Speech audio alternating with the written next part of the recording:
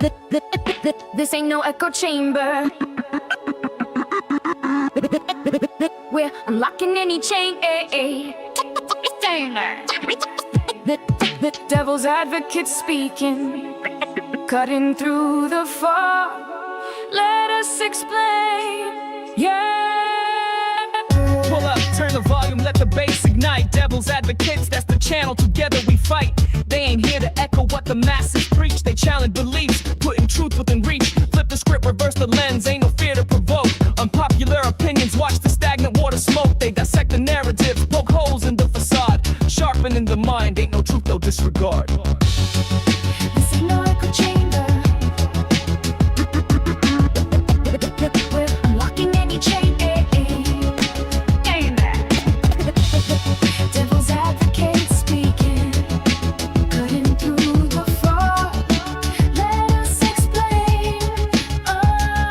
See the description hit hard, that's the blueprint to code. Not everyone likes it, but that's the path they strode. Challenging beliefs, that's the mission, the aim. Flipping tables on conventional, fanning intellectual flame. Stepping opposing view, not for conflicts embrace, but to sharpen the blade of truth. Leave no logical trace of error or bias or thoughts that just float. They dig to the core, let the arguments bloat with substance and reason, not just empty retort. They building up thinkers, a mental fortress of thought. This ain't no echo chamber. We're unlocking any chain. Devil's advocate speaking, cutting through the fog. Let us explain. You don't go by always being right, that's a stagnant pool. Growth comes from questioning, breaking every rigid rule. Honest conversations, bold questions, a few uncomfortable facts. They lay it all bare, no turning back, no looking back. Seeking clarity over debate, either way you win. They push you to understand where your own thoughts begin. So hit that subscribe button, let the knowledge unfurl. The devil's advocates, Changing your whole world. yeah, it might make you squirm, but that's how you transcend. Listen to the devil's advocates till the very end. Peace.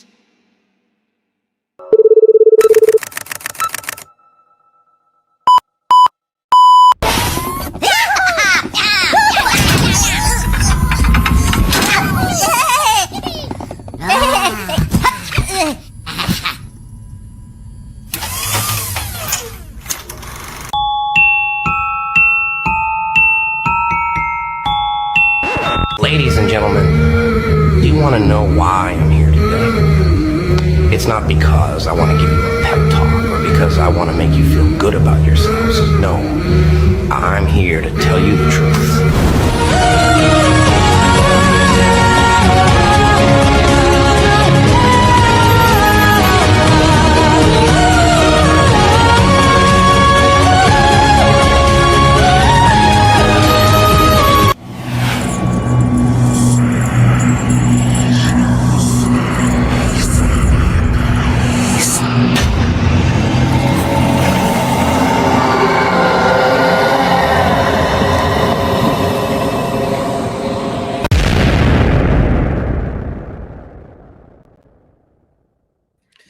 All right, hello everybody. Welcome into the completely discombobulated, way behind schedule, late to my own party type of Saturday night event. And in backstage, I've got Joe, JJ from State of the Deep, and we've got Robin backstage, of course, as usual. And I'm talking really close to my microphone because I just want to annoy the piss out of everybody, and I'm off to a great start with that. I'm going to bring them up shortly on camera. Again, I want to apologize, by the way. I was going to debut a new song. I think it was Catform that made this song with some cool stuff, and I was super excited about it, but I'm running so far behind that I was like, oh my god, where the hell's my music video? So we had to, at the sake of brevity and cluster F, I had to basically go with the old music. Now, I told Robin I didn't necessarily was going to bring her on camera, but I am going to get her on mic, and I'm going to maybe share your screen. So I see, Robin, backstage that your camera itself is off, but I might stick your profile up. And if you want to go live with the camera, go ahead. What I want to do is I want to bring some people up. I'm going to explain a few things. We're going to get into a new format. This is why we're also didn't do lives during the week. I'm trying some new things with our lives. I'll explain that as we go. But one of the things we're going to do is we're going to have another person or two on with me so that we can have a conversation, which will make it a little bit easier. And before I bring everybody on, I'm going to go ahead and say, well, yeah, I think I'll bring them on, and I will then start saying hi to some people as we go. So let me see if I can get everybody on. If I do this, look at that. I got people. Now I got to unmute their microphones so you actually hear them. All right, Joe and Robin, are you both there? Hello. Yeah. Hello, hello. One of us. Yay! It's a party. It's almost a party. And I've got my This Ain't Coffee Bitch mug for Saturday night. I made that reference to Bertie the other night. And he's like, "Holy shit, that mug, is that a soup mug?" And I'm like, "It ain't coffee, bitch." My kind of mug. I hope Joe is joining me. I said we need to have a Look, few man, drinks. I always wanted Yes. to feel sophisticated and drink out of a brandy snifter. You know, that's Woo! I don't think I own a brandy snifter, so I'm gonna need. That's awfully snifty, sir. I need to get myself a brandy snifter. I don't even know if I. What exactly is brandy, by the way? Is it like it's not a wine? It's what is it? What is It's a brandy? hard liquor. It's a hard liquor, and is it really sweet? It's sweet, right? Not all, No. yeah, some brandy is Meh. sweet. Like cognac is more of like, it's not sweet. I think they're in the same realm, brandy and cognac. I'm not sure, but yeah, brandy's usually sweeter. Well, my next question was going to be, what the hell's cognac? Just kidding. I don't actually drink a lot. You know, I stick with whiskey and beer, and that's pretty much my extent. I maybe know a little bit of vodka, but other than that, Well, this is wine. It's not brandy. I'm just drinking it out of a brandy snifter. I want to feel sophisticated. all right. Well, let me first. I want to say hi to some people. Like I said, Cat Farm, I think is there in the wings, and I think wasn't it Cat Farm, Robin, that did the music that we were going to debut tonight? And Yeah, I'm pretty sure. Yeah, so Cat Farm, welcome for coming, and I'm so sorry I didn't tell you I was going to premiere your song tonight, but I was certainly going to, and I just completely screwed this up. Linda Vaughn is in the room, and that was from a while ago. That was a while ago. So welcome, by the way. It looks like she's like a super. These are like people who were in hours before. Holy crap! So they might not even be here at this moment. That's funny. Just found DA last night and love his podcast. Fantastic. That was from Linda earlier. So we don't know if Linda's in here. But by the way, if you are brand new to the Devil's Advocates podcast, whatever you want to call this, light show, live, whatever, let us know so that we can get you featured and get a question answered. And hell, by the way, because I'm just feeling frisky, if you like getting on camera, feel free to we're going to give your email address to us, and maybe we'll bring you up on stage just on the fly. Shit, I'm feeling a little frisky today. You're feeling frisky, man. I'm feeling frisky. I might bring Let's somebody go. on the live I've never even talked to before and give them a chance. Teresa says, "Hey, DA." That was about a half hour early before we got in here. I'm late to my own party. Penny, of course, Penny is almost always here. 1-1 as well. Maybe still here. I think 1-1's always here. 1-1's always here. I'm looking forward to, by the way, I don't know if everybody knows, but I'm going to be meeting 1-1 in person. One of the things that I wish that I could do more often with everybody is in person. So I'm super excited about going to New York for my first trip in New York. I'm going to meet up with him, and we're going to hang out for a good portion of the day. That's going to be so exciting for me. I can't wait. It's going to be a great trip. Amanda B has been doing a ton of graphics. I got some cute graphics in the wing right now. I can't put that there. Anyways, I got some cute graphics in the wing that I'll show you on screen in a little bit, and they're done by Amanda B and skills with the different tools that we're trying out and using. So Amanda, thanks for coming as well. Essie, of course, is as a usual in the house. So thank you so much, Essie. And Essie's a big fan of our stuff. By the way, I found out, Joe, Essie's a huge fan of the Deep Devils thing that you and I do. Huge fan of that. Like that, their favorite stuff is our Deep Devils stuff. So Sweet. Hi, Yeah. everybody that's in the Yeah. chat so far. And I don't think anybody's seen Joe in this informal way. Like we've just done those Deep Devils, like we're a couple of brainiacs doing a thing, but this is going to be, your brandy sniffer kind of evening. So Did you call me a brainiac? I did call you a brainiac. It's funny because you keep saying I'm not a professor or anything, and I'm like, dude, you come off like a brainiac. The shit that you know is off the hook. I don't know why you say, well, it's not like I'm a professor. I'm like, you might as well have a PhD in conspiracy theories, I think. Well, I spent too much time in bars to be considered a brainiac. I don't know. There's a lot of really good people who spent a lot of time with the wine. So. Let's see. Hey, Robin's in here. Did you know that, Robin? Welcome, Robin. Welcome to the show. Yeah. Hi, Robin. looking through the list. Let's see. Night Owl Blues. Now that sounds like a completely new one. Is that new, or is I wished I would start memorizing all these names. Night Owl Blues sounds Yeah. new. Yeah, that's newer to the channel. I've seen Night Owl Blues a few times, but I think am I wrong there, Night Owl? I know, like, wouldn't it be bad if they're like, I've been here for like 6 months, bitch? Anyway, so hopefully they don't do this. Do that. Paisley Posts also feels like a relatively new name to Did you just see what 1-1 said here? I'm so far behind. I'm catching up. I'm scrolling from the very beginning of this. He's What did 1-1 giving say? us love. He said Deep Devils is awesome. He wants us to do something on the Philadelphia project. I know the Philadelphia experience. I'm going to be getting to that. I'll feature it on screen again in a minute. We'll talk about that in a minute. I'm just going to get caught up with who was in here. Jennifer Henry, good evening, and the beautiful Den family. The Den thing, by the way. So, those of you who know Birdie's show, he's got what's called the Hive, and I said we need a name for our community because everybody comes into my channel and says, "Hey, it's the Hive," and I'm like, "What are we called? I don't even know what we're called." We kind of affectionately came up with the idea of the Devil's Den.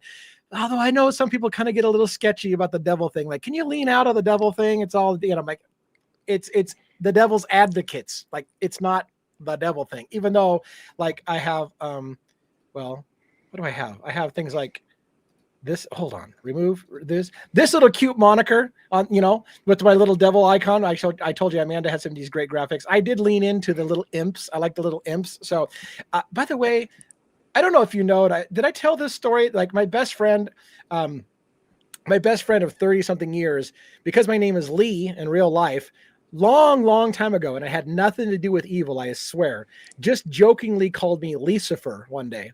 And it kind of was funny because I grew up religious. So I was like, oh, I'm Lucifer. And then I started playing Dungeons and Dragons, and I had a blog called Lucifer, Prince of Darkness, instead of Prince of Darkness. and I ran a blog for my D&D group. I was Lucifer, Prince of Darkness. And again, it's just because I find that shit funny. It has nothing to do with me being an evil person. To borrow a line from Who Framed Roger Rabbit, which fucking nobody knows anymore because that movie was like there and gone. I'm not bad. I'm just drawn that way. Well, you're a little devilish, DA. You've got a little devilishness to you. I got a little dirt in me. Yeah, I got a little bad. I got a little bad side. Let's see. What else do we got? 1-1. Let's see. Is it over? 1-1. Am I late? Is it over? Yeah, you missed it, dude. Jay Gamble, thank you as well for being in the house. Jay Gamble's a regular minion. That's another thing. So like, I swear, you're leaning into the whole devil thing. A minion. We have minions, like little minions.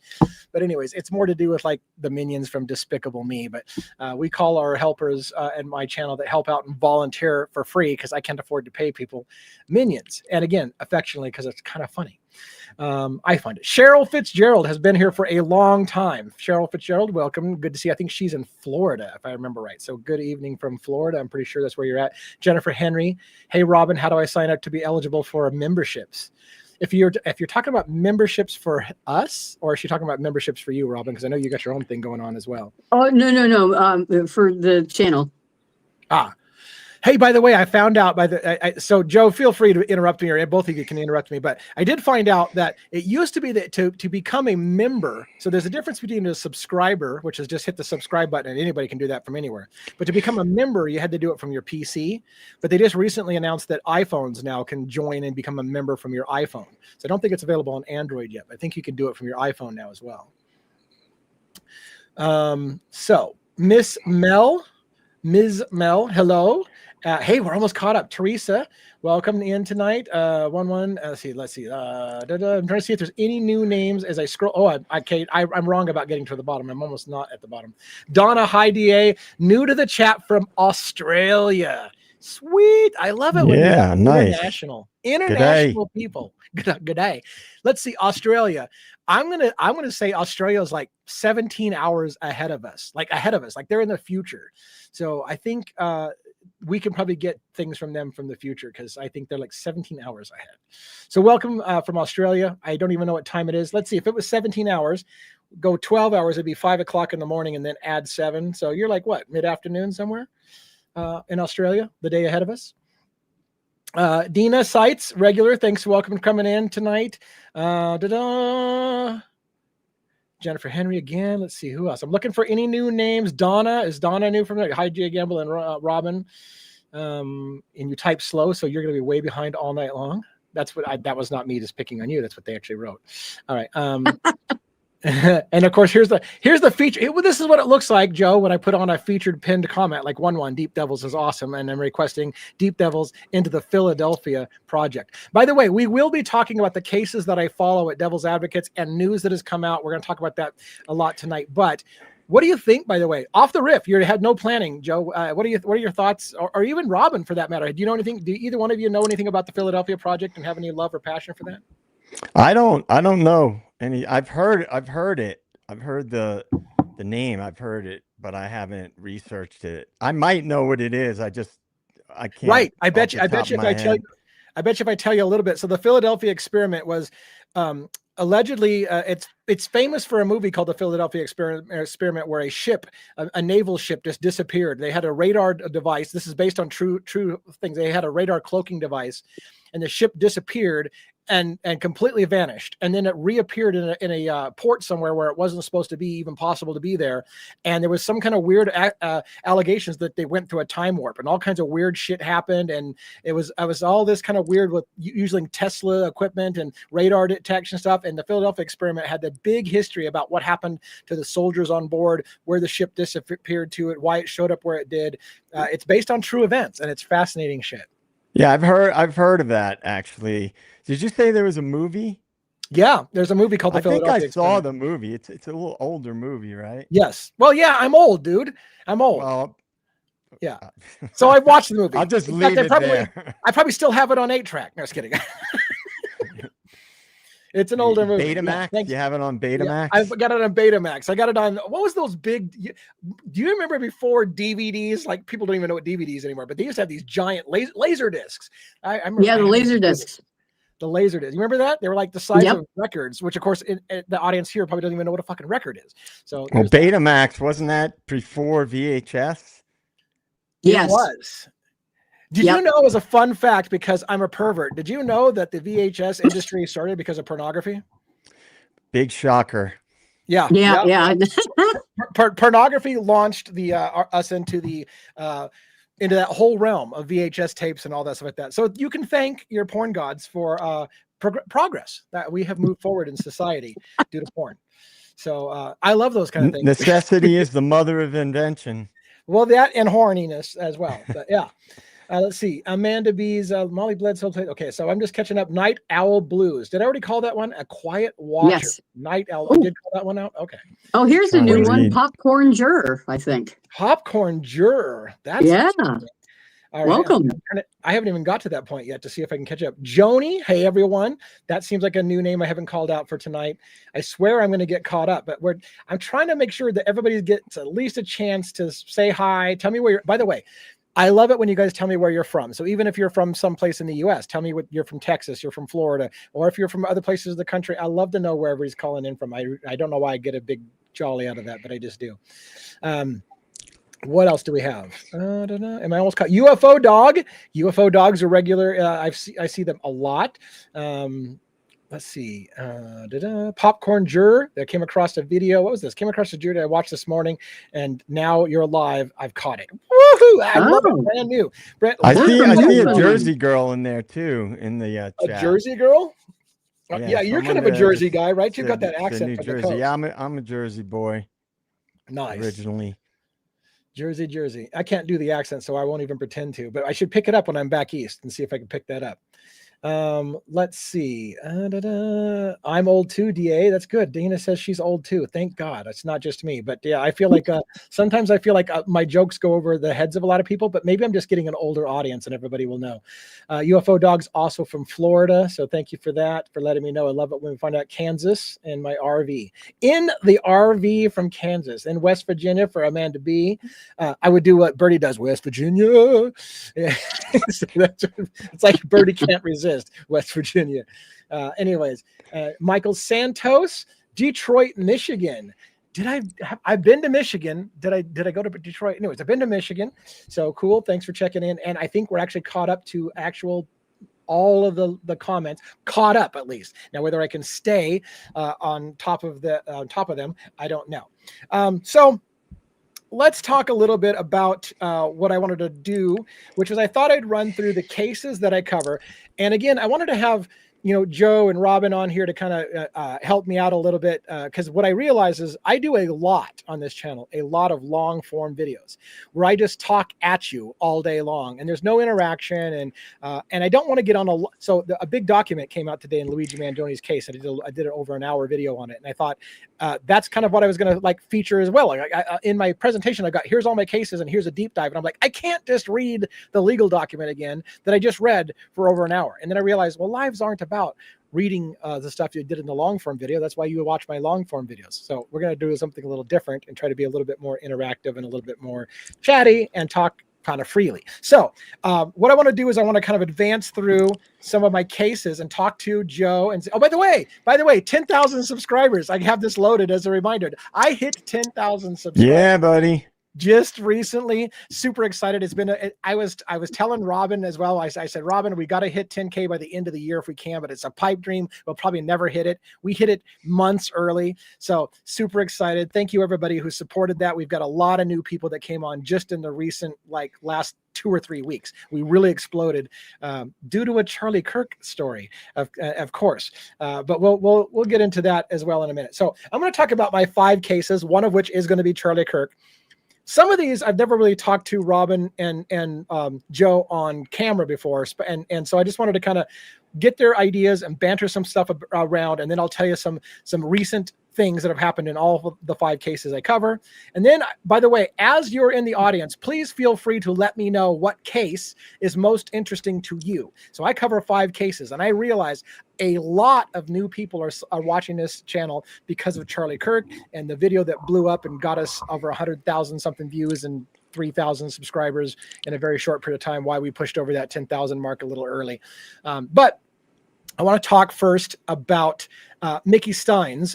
Joe, are you familiar much with this Mickey Stein's case? The judge that was shot. Well, Kevin Mullins is the name of the judge that was shot by Mickey Stein's, who's on screen here as the sheriff. Do you know much about that case? I know a little bit. I know the basics. He's a sheriff, and allegedly there was some sort of sexual abuse going on in the correctional facility, and related to prisoners being sort of extorted into sexual favors and things like that. Is that the basic gist? And then this sheriff shot the judge in his chambers, right? Yeah, he did. Yeah, and I want to mention, like, and I love that I'm seeing a lot of people say they like all the cases, because one of the hardest things I have to do. By the way, look at this. Is the live sticker going over my face for everybody, or is that just for me showing I'm live? Because that's just you. It's just, okay, good. Because like for me, I don't even see myself. I got like a red bandana on my eyes for live. Anyways, what I wanted to tell a little bit of people, and Robin, did you follow much of the Mickey Stein's case, or did you learn it from me, or how long were you into it? Well, I learned it from you. You were on with Pete the one night, and you guys got talking about it. And I was like, oh, man, got to know more about that one, because that's some crazy shit right there. It is a crazy story. And so I wanted to just share a little bit with Joe, because I want to get Joe excited. Well, first of all, I wanted to say, some people in here said, I watch all of the cases, or I love all the cases. And a couple of people said, I like 2 of the cases. Whatever the case may be, the hardest thing I'm trying to do on YouTube is YouTube likes to know where you're at, right? And so it's like YouTube wants to know I'm the Idaho 4 guy, or I'm the Charlie Kirk guy, or whatever. It's a little bit more challenging as a YouTube channel to be covering 4 or 5 cases at the same time. So in case you're not aware, in case you're hearing this from the first time, my channel focuses on playing devil's advocates with mainstream narrative. So when I see a case in particular where the mainstream media is painting a narrative clearly in the case, and it's not allowing somebody the presumption of innocence until proven guilty in a court of law, I step all over it, because I'm big into the presumption of innocence until proven guilty. And a lot of times in this country, the media convicts people in the court of public opinion before they ever set foot in a courtroom. So that's my big deal. And that's why the cases that I follow. However, I have to admit, Mickey Stein's case is a dirty little passion. The reason why it's a dirty little passion is because it's not really a question of whether Mickey Stein shot the judge. It's literally caught on camera, like literally caught on camera. In fact, I've got it on one of my slides, and I might show it here. Not too graphic. It's not graphic in the sense you will not see any blood, but if I show it, and by the way, I'm thinking about doing a later show in an hour after this show, and on maybe we'll save it for the late night show, the actual shooting of the judge. But anyways, the reason why I wanted to tell you about it real quick, Joe, because I want you to get excited about it as well, and the allegations are that in this county, the judge, along with potentially the sheriff and other law enforcement officers, literally were running scams on female inmates and cutting them deals in which they could go on home ankle supervision on an ankle monitor. But if they wanted to get off the ankle monitor because it costs them money and they can't afford it, they would work out a deal for sexual favors in the judge's chambers in exchange for getting their ankle monitor removed. And that way they could just get away with not having to pay for it. And that happened on a regular basis. People were literally checking out females from the prison system like library books, and there was a major case in this.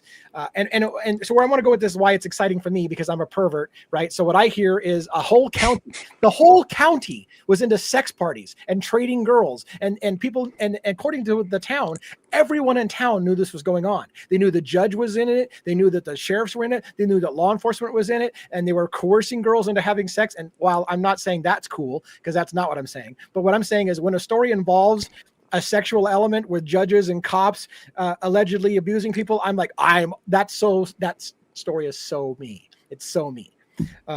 Well, I saw did you see the Brian Enton interview with that one woman? Yes, I didn't watch a lot of it, but I've seen a little bit of that clip, and I did look at that just today, in fact, again. And she was saying like, oh yeah, well they gave us drugs too. Like she basically said like they were sort of, I guess, enjoying the partying part of it. Yeah. Right. And I mean, if you have people that have drug, issues or like to party, that would be one way to entice people and also kind of get them up against the wall, no pun intended, because they're doing something illegal also. Well, and that was one of the things that was brought up is that some of the girls, that it's hard to explain. There was a lawsuit against the deputy. I won't spend forever on this, but there was a lawsuit against the deputy by one of the females that was abused in the judge's chambers. And so she filed a lawsuit against the deputy for what happened in there. And one of the things that came out during that trial was that, the defense tried to say, look, these girls were doing it willingly. And it was kind of willingly, but it's also coercion, right? Because literally the deputies were like, well, you can go back to jail or you can play ball. And so these girls would willingly play ball, and then they would counter, there's no crime here. These girls want to do it. We gave them the option. They had an option, so they wanted to do it. So ultimately, I will say this, the jury in that case, in the state case, concluded that no, a woman who you have her fate in your hand and can send her back to prison, if she willingly says she wants to do it, it's still probably not consensual. So, wasn't that the whole Me Too movement? A lot of it was based on that people who were in a higher position, would have some sort of influence over people. And that's the same thing, right? I mean, except this is even more so because you've got your freedom in their hands and your fate of whether or not you're going to get out of jail. I mean, it's a lot of leverage. They have a lot of leverage. And in fact, one of the girls, I don't want to spend forever on the Mickey Steins because I got 4 other cases to talk about, but one of the girls literally, they let her off the ankle monitor in exchange for her deals. And then when she decided that she didn't want to do it anymore, they had her arrested for coming off of her ankle monitor without permission and put her back in jail and had her arrested again for the very thing they let her off 4. They took the ankle monitor off her and then arrested her for taking it off. Like, it's just a horrible system. And as one person said in here, they were trapped because of their kids. They would literally, we're going to take you away from your kids if you don't play ball. So they had a lot of leverage on girls, and ultimately the state did decide that. But this case is not over. Mickey Steins, by the way, is now pleading temporary insanity or flat out insanity. It's a very cool case. Not cool with what happened, but when I hear, I am all over pointing out corruption.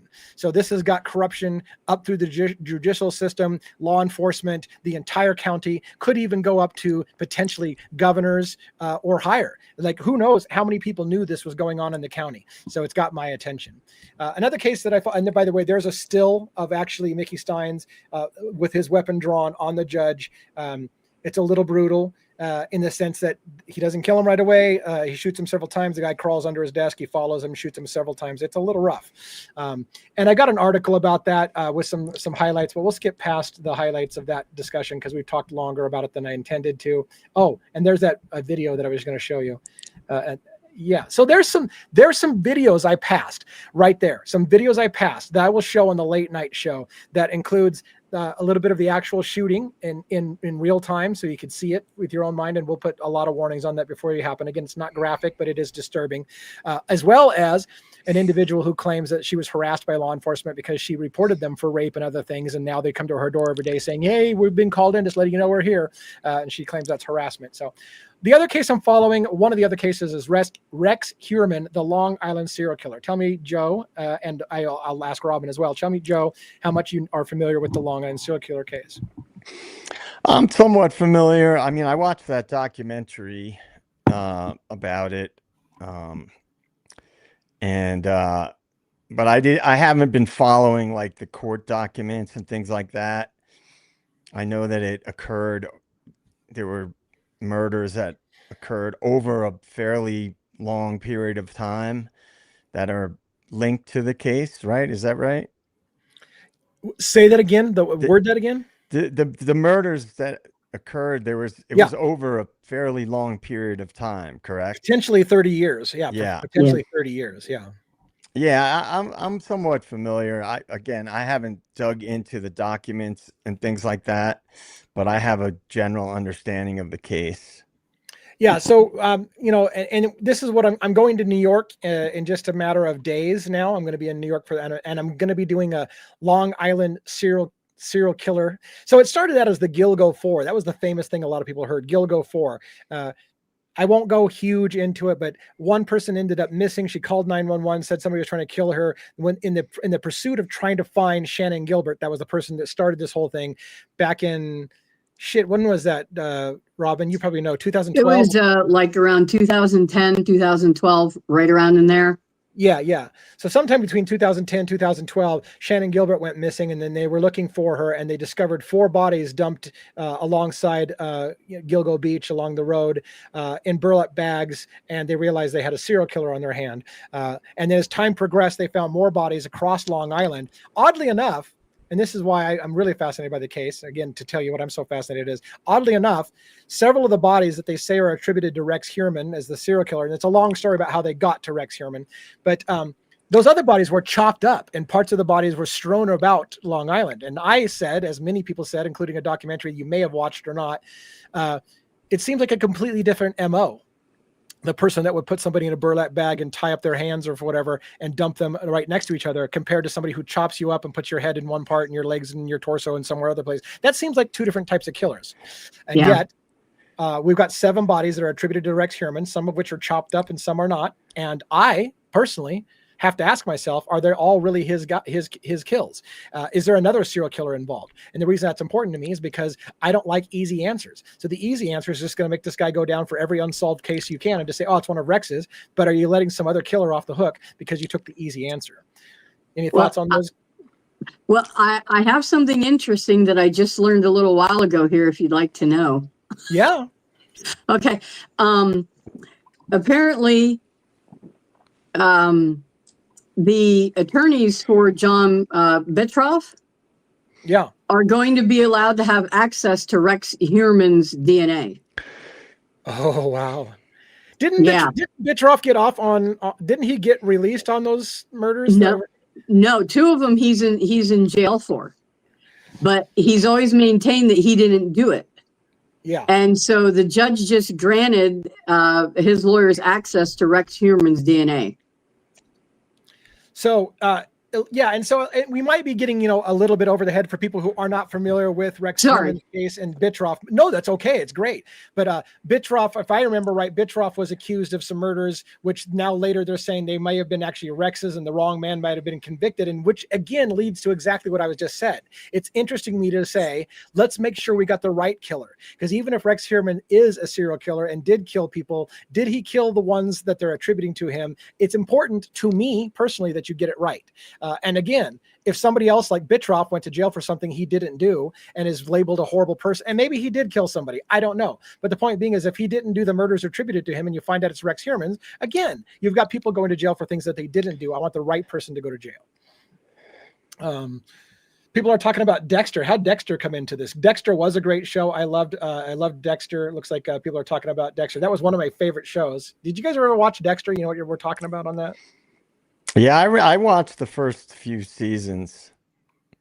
I don't know how many seasons it went total, but it went like 7 seasons, and then it got, and then it was ended, and then they brought it back again, kind of like a Dexter resurrected thing. And I haven't watched the re-resurrected Dexter kind of thing.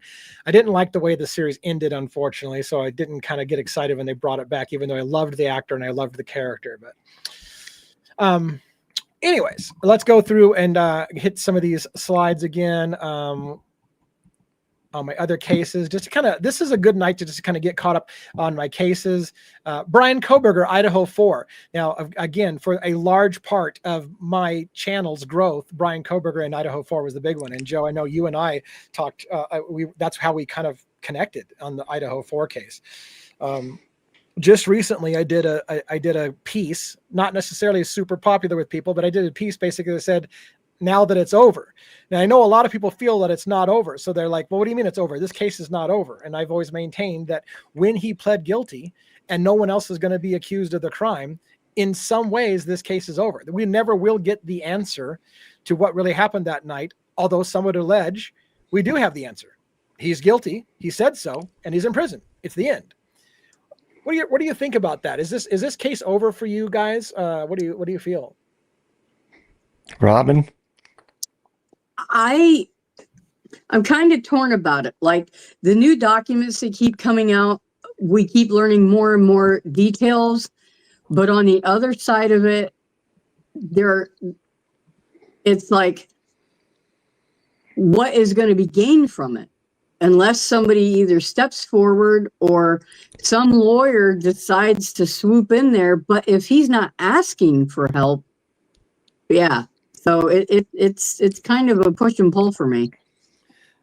How about you, Joe? I mean, look, like I've said many times about a bunch of things we've spoken about, we're probably never going to get the truth about it unless something happens down the road after the dust has settled, and it will eventually, and it fades out of the public consciousness. Something might happen. It may get some coverage in the media. It might not get it at all. The one thing that I have maintained almost from day one is that, in my opinion, this case, like Luigi, like the Charlie Kirk case, seems pretty clear to me that it's some kind of an operation. I mean, just look at the parallels between this and Charlie Kirk. They demolished the house. The Charlie Kirk case, they completely pave over and redo the whole crime scene area within days. It's fairly common, and any law enforcement officer or detective or lawyer will tell you it's fairly common to bring jurors to the crime scene in a high profile case. Yeah. And it's almost like they're creating a new playbook. So it's just my opinion that whether Koberger's involved or not, that's not my point, because I was never someone who just like was dead set on, oh, he's innocent, he's not involved at all. All I knew and all I can go on is what seemed to me like a coordinated operation, coordinated information control, and a lot of the information was held back from the public until after he basically took a plea deal. So it has a lot of the earmarks of an operation, in my opinion. Whatever that, I can't pretend to know the operation. I have my theories, but that's what I think. I don't think the case is settled, right? The case itself may be over, but in my opinion, I don't think the truth about what actually happened has been put forth to the public. Yeah, that's great. And by the way, I think Lisa Stewart here says Oklahoma buzzing in from the Hive. Does that mean you're from Oklahoma? Welcome over to the show for tonight. And I wanted to mention, by the way, I have Teresa put up on here because she's like, "Hey, now Pav works really hard," and it was in response to one saying Pavarotti's already got this solved in a mocking way. By the way, I want to point out inside jokes is something we kind of have going on this channel.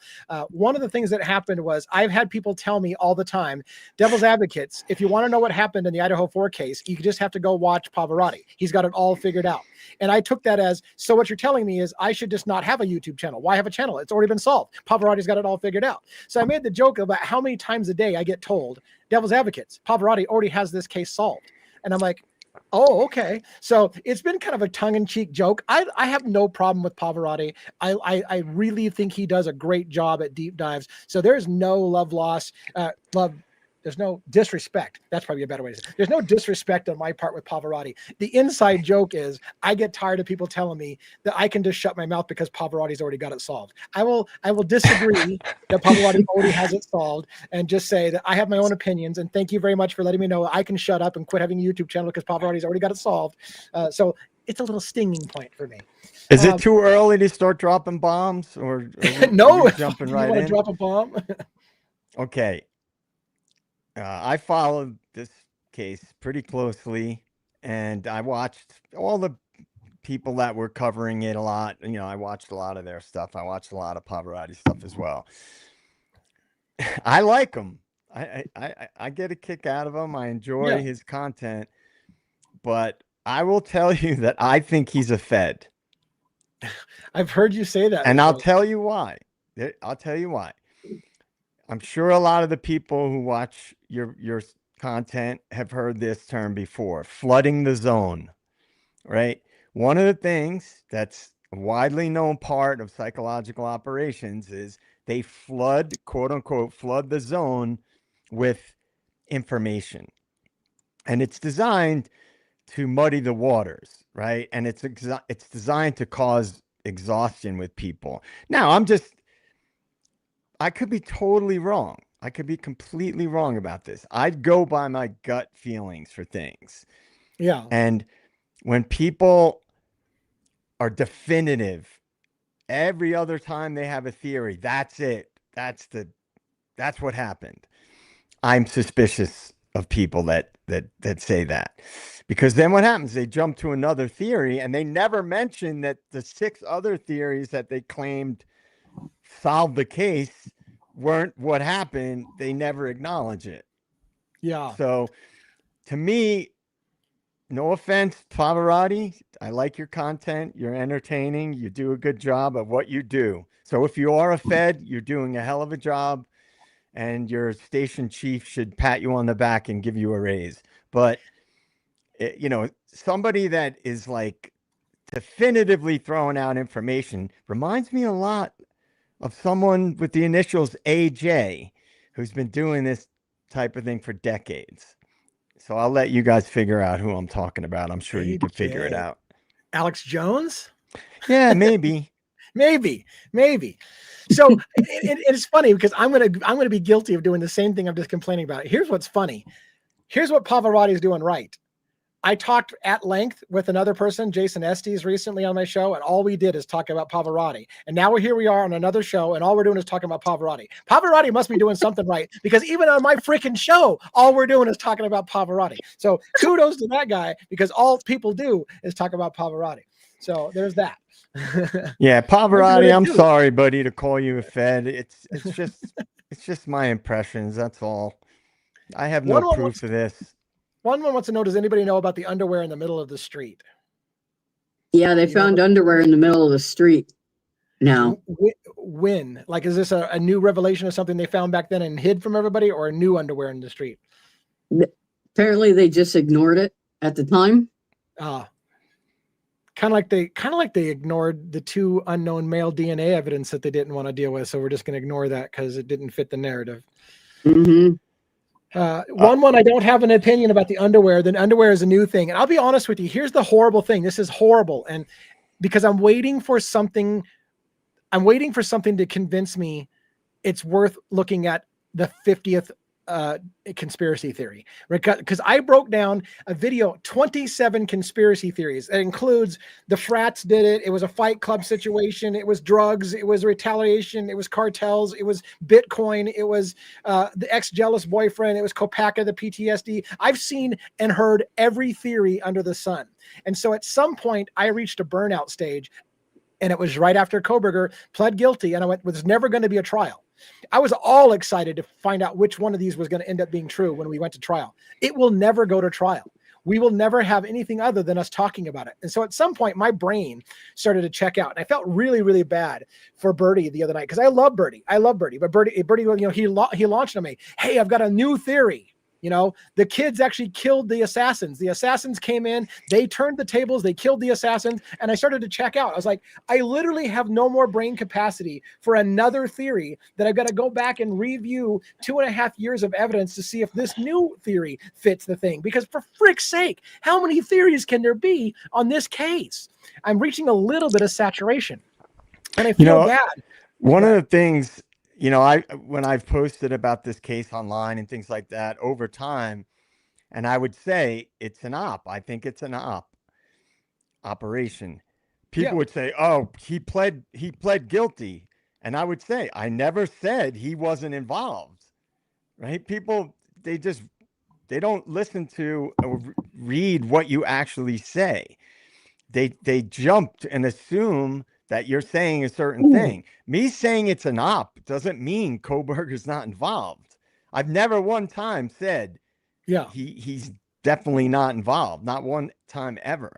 If it's an op, you and I talked about this, DA. That means that everything we've been told is false, if in fact this is some type of an operation. So depends how far down the rabbit hole you want to go to speculate. But I've been consistent in what I've said and what I believe all along. The lockstep narratives, the holding back a lot of information. And I'll just drop this one last thing about this, and maybe we could talk about it later. Is it possible the reason why the 2 surviving roommates and the ex-boyfriend and the last people seen with the victims were not investigated because they already knew who was actually responsible? Right. I don't know. No, I mean, don't get me wrong. Like I've maintained from the beginning, I don't believe it happened the way that they said it did. I think that if Kohberger was involved, and I've always said that I thought Kohberger could have been involved, but I don't think it happened the way that they said it did. I've still maintained that. I also maintain that trial was unfair. It wasn't a real trial. That was a fake. That trial was horseshit. Brian Kohberger was never going to get a fair trial, and it was obvious every step of the way he was not getting a fair trial. So I still feel the same way. And I guess for me, where I'm at, just to kind of finish that thought, is if and when somebody gets held accountable, if somebody ever says, you know what, we're doing an investigation into Judge Hippler to see if he actually ran a fair trial or whether he had some kind of misconduct involved, I'll be freaking all over it, lining up to beat down. Like, yeah, there was misconduct, and let me give you the 47 bullet points you can use to say that guy ran an unfair trial.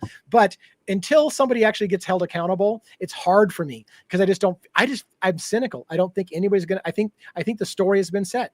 Brian Koberger did it. He's going to go to jail. I'm going to be told every single day, why are you still talking about this devil's advocates? It's over. The guy admitted guilt. Why are you still talking about it? And so it's hard. It's super hard for me. Well, I don't blame anybody for, look, I think people have instincts, right? Society doesn't respect that. The media talks to people like they're morons, you know, the mainstream media. The government talks to citizens like they're morons. People have instincts and intuition, right? Most people, I would argue, that don't watch the mainstream media, when they do watch clips from the mainstream media, feel like they're obviously lying. Yeah. They're giving me a narrative, right? I don't watch the mainstream media except for clips that might pop up if I'm following a case or something like that, right? Just the clips that I watch that are posted in relation to cases. I never watch the mainstream media otherwise. And if you stop watching it for any period of time, as soon as you see it again, you go, they're lying. It's so obvious. The way they're talking, they're lying. And so I think people sense. Now, I will say this. I don't jump on conspiracy theories for the sake of conspiracy theories. I don't I don't read conspiracy theory books. I don't go to conspiracy theory websites. I just believe that conspiracies are prominent, and the media has always been a part of it. And we talked about Operation Mockingbird. We've talked about some of the things that happen, patsies, things like that. These are all things connected to conspiracies, right? So they do happen. They have happened.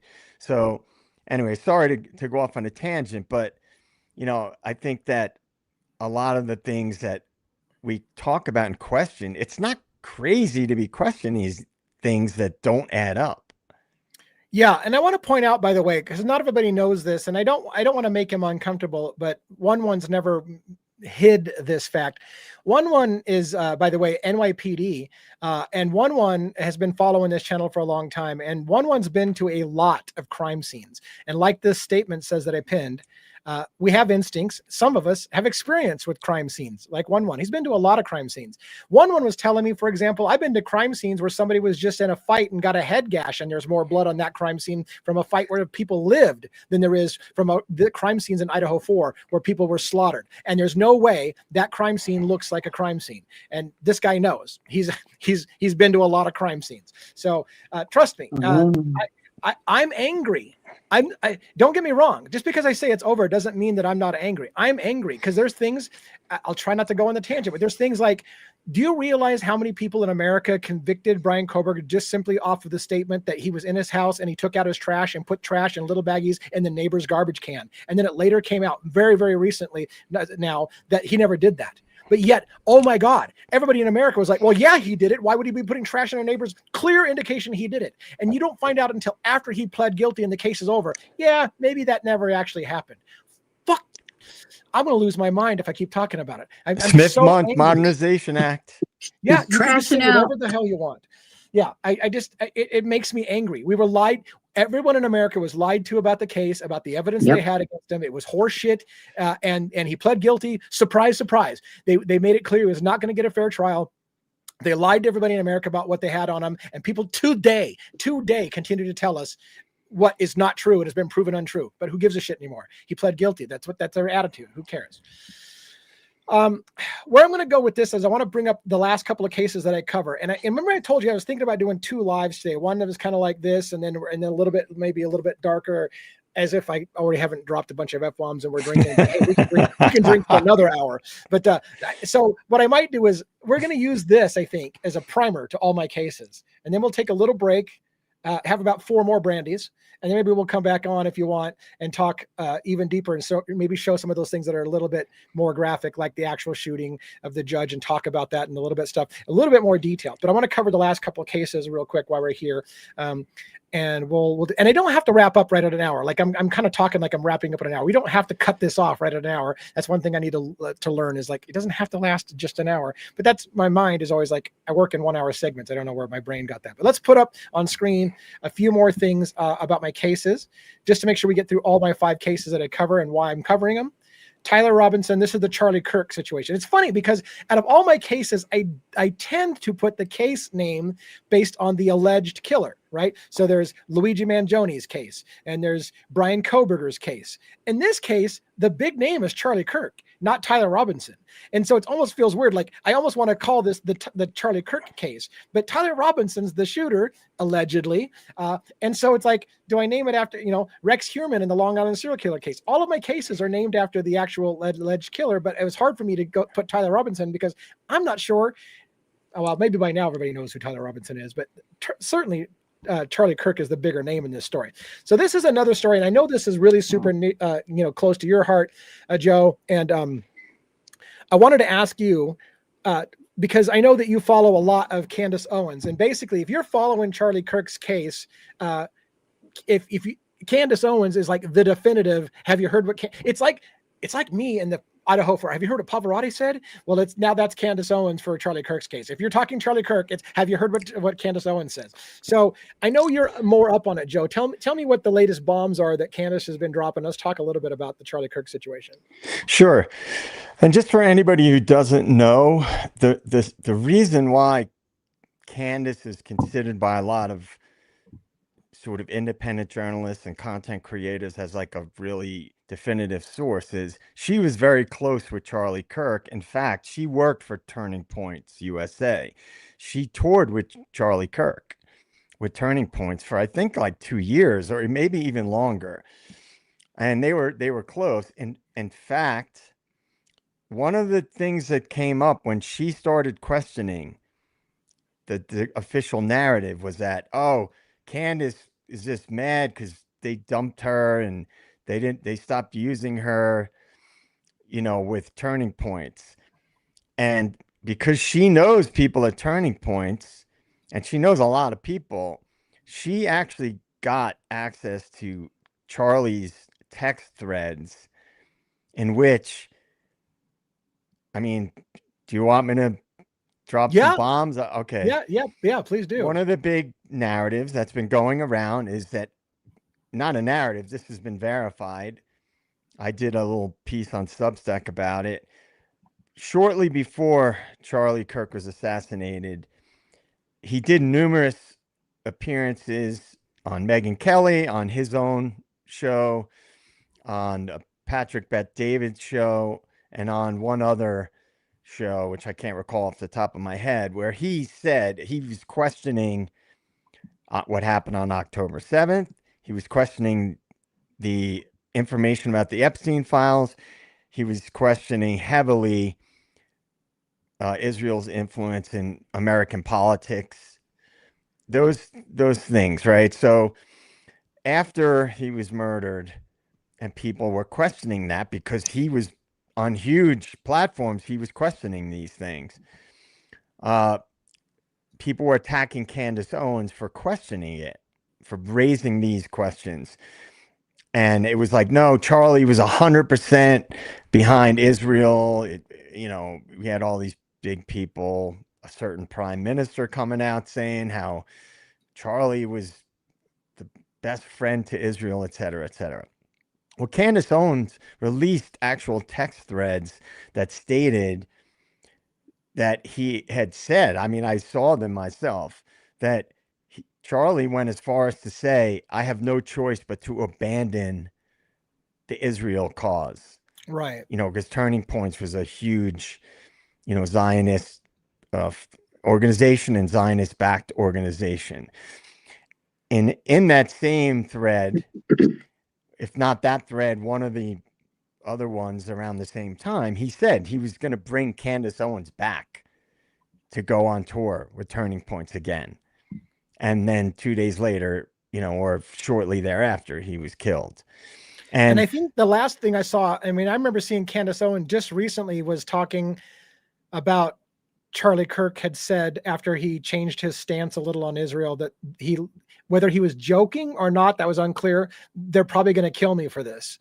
He literally, I think, said that within 24 hours of being killed, that they're probably going to kill me for this. And I don't know if he was saying it tongue in cheek. Like sometimes I say the same thing. Oh, they're going to kill me for this. And then, if I get killed, they'll be like, he predicted it. So was it, do you know if that was tongue in cheek or whether he really was fearful that they were going to kill him?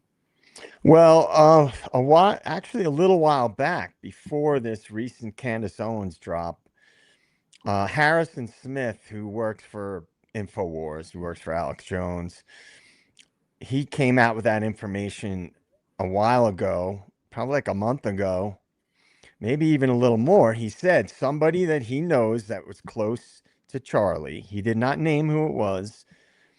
He said Charlie had said, like, I think they're going to try to kill me. And so that concern came from a few different sources. And I believe Candace repeated that as well. And the thing that people have to understand about Candace Owens, she's been in the game a long time, right? She has a very, very, very large audience. So she has connections to a lot of people, right? So she has connections to people at turning points. She has a lot of connections, people in politics, people that were connected to that whole movement, the turning points movement. So the reason why so many people have been glued to her content is for that reason, not because she's just talking about it a lot and just, you know, sensationalizing. She's been dropping information. Now, I don't agree with everything she says. I think sometimes she could be getting fed misinformation on purpose, right? Disinformation. Yeah. But when it comes to the generalities of the case, I would say she's more tapped in than anybody else. Way more than the mainstream media, you know, way more than any other regular content creator. Yeah, and so I mean, as you know, I'm going to be following this case as we all are, and I'm probably going to have to spend more time watching Candace because of the thing. But you know, I've talked to you before. Like one of the things I don't like to do is I don't like to just parrot something somebody else says. So it was the same thing that happened with me with Idaho 4. It's like everybody was like, you need to watch Pavarotti first before you talk because Pavarotti's already got it solved. It's kind of happening that way. It feels like with Charlie Kirk. You need to watch Candace Owens first before you open your mouth because she already knows everything that happened. And so it's hard for me because I want to have my own takes and my own opinions. And along that lines, by the way, if you guys are not familiar, I do things like reading books like One Nation Under Blackmail, which is a book that Joe actually recommended for me, which it informs potentially, in my opinion, it informs potentially elements of what happened in the Charlie Kirk situation, because I've always believed that Epstein's files are partly related to what happened to Charlie Kirk. And that book, One Nation Under Blackmail, is all about how the Israeli government, the US government has been compromised by the mob, by elements of organized crime, how they use things like honeypots that Epstein was allegedly running, which was basically getting people in politics to do things unsavory nature with underage girls, getting it recorded and then blackmailing politicians. Entire governments are owned by blackmail and everybody blackmails each other. And now we're pushing for the Epstein files to be released. And then Charlie Kirk gets killed after he says he's pushing to get those Epstein files released, who was on the books, who was visiting Epstein's thing. He gets shot and killed, and then they vote in Congress. You know what? Let's not release the names of who was visiting Jeffrey Epstein. So again, I feel Charlie Epstein is just a thing in my head. I conflate those two because it's always going to be Charlie Epstein from me from now on. It's Charlie Epstein, Yep. because I literally cannot, in my brain, I cannot disassociate those two cases having very strong things to do with each other. And to be fair, Joe, I know you've said, and I agree with you, when somebody's assassinated or like at this level, it's usually more than one thing. So I think the Epstein thing is just one piece of the puzzle. Turning on Israel may be another piece of the puzzle. Who was on the Epstein files may be another piece of the puzzle, and there may be other pieces of the puzzle that are coming out as well. I think it made sense for Charlie Kirk to be assassinated because of a number of reasons, and that's why he got assassinated.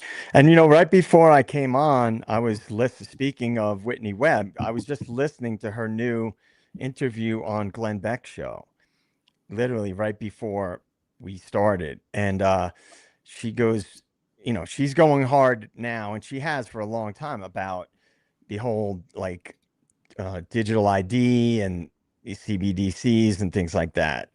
So if anybody out there is not familiar with Whitney Webb, she's a beast of a researcher.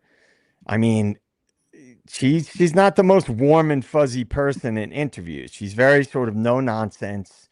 She's all about data. She's all about results. And she She goes hard about this stuff.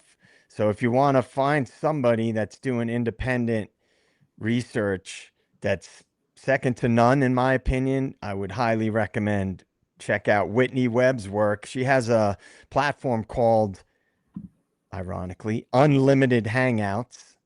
Yeah. Or Unlimited Hangout, I believe it's called.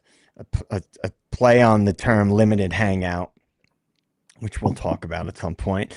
And anyway, so she was just on with Glenn Beck, and I would highly recommend her work. As you know, One Nation Under Blackmail is very dense, but very thorough. And you know, she's revered now more than she was in the past because of that book.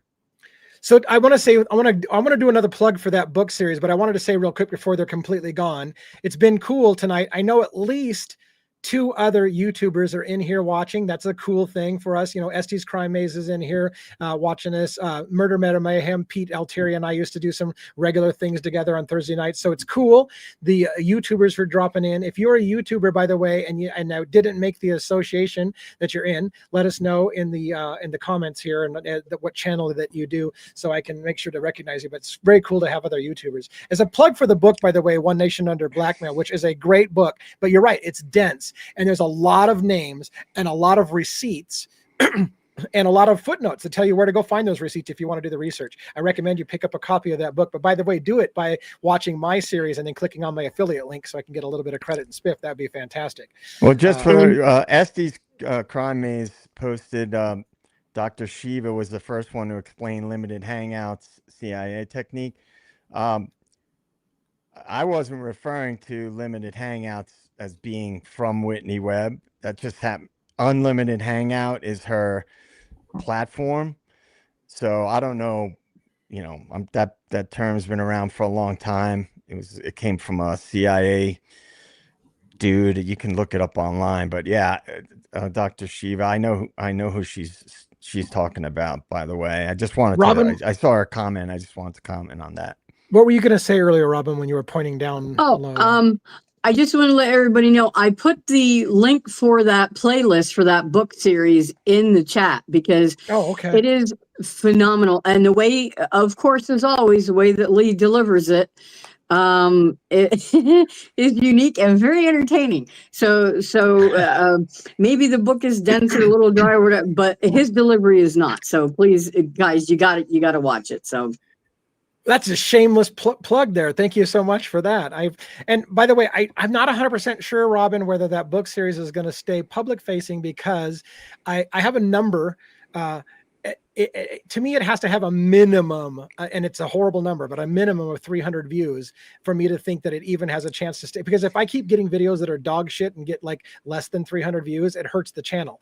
And the last chapter or 2 I did are struggling to get 300 views. And I said, at the point that we can't get 300 people to watch that video, it's going to go members only because it just hurts my channel to be out there. I'm not going to stop doing the book review, but I don't want to hurt the channel by having YouTube go, well, this guy's information sucks. Nobody likes to watch him. He's got videos that come out and nobody watches. So if you want those things to stay public, either give it some watch time and maybe watch it on a loop so I can get a few views, because I'm going to do the book series, whether it's public or whether it's members only, but I'm not going to keep taking a beating if nobody's watching it. So anyway. And you know, DA, we've talked about this too. Another book that's sort of in line with that series as far as really thoroughly researched that I've talked about and we've probably talked about is Dark Alliance.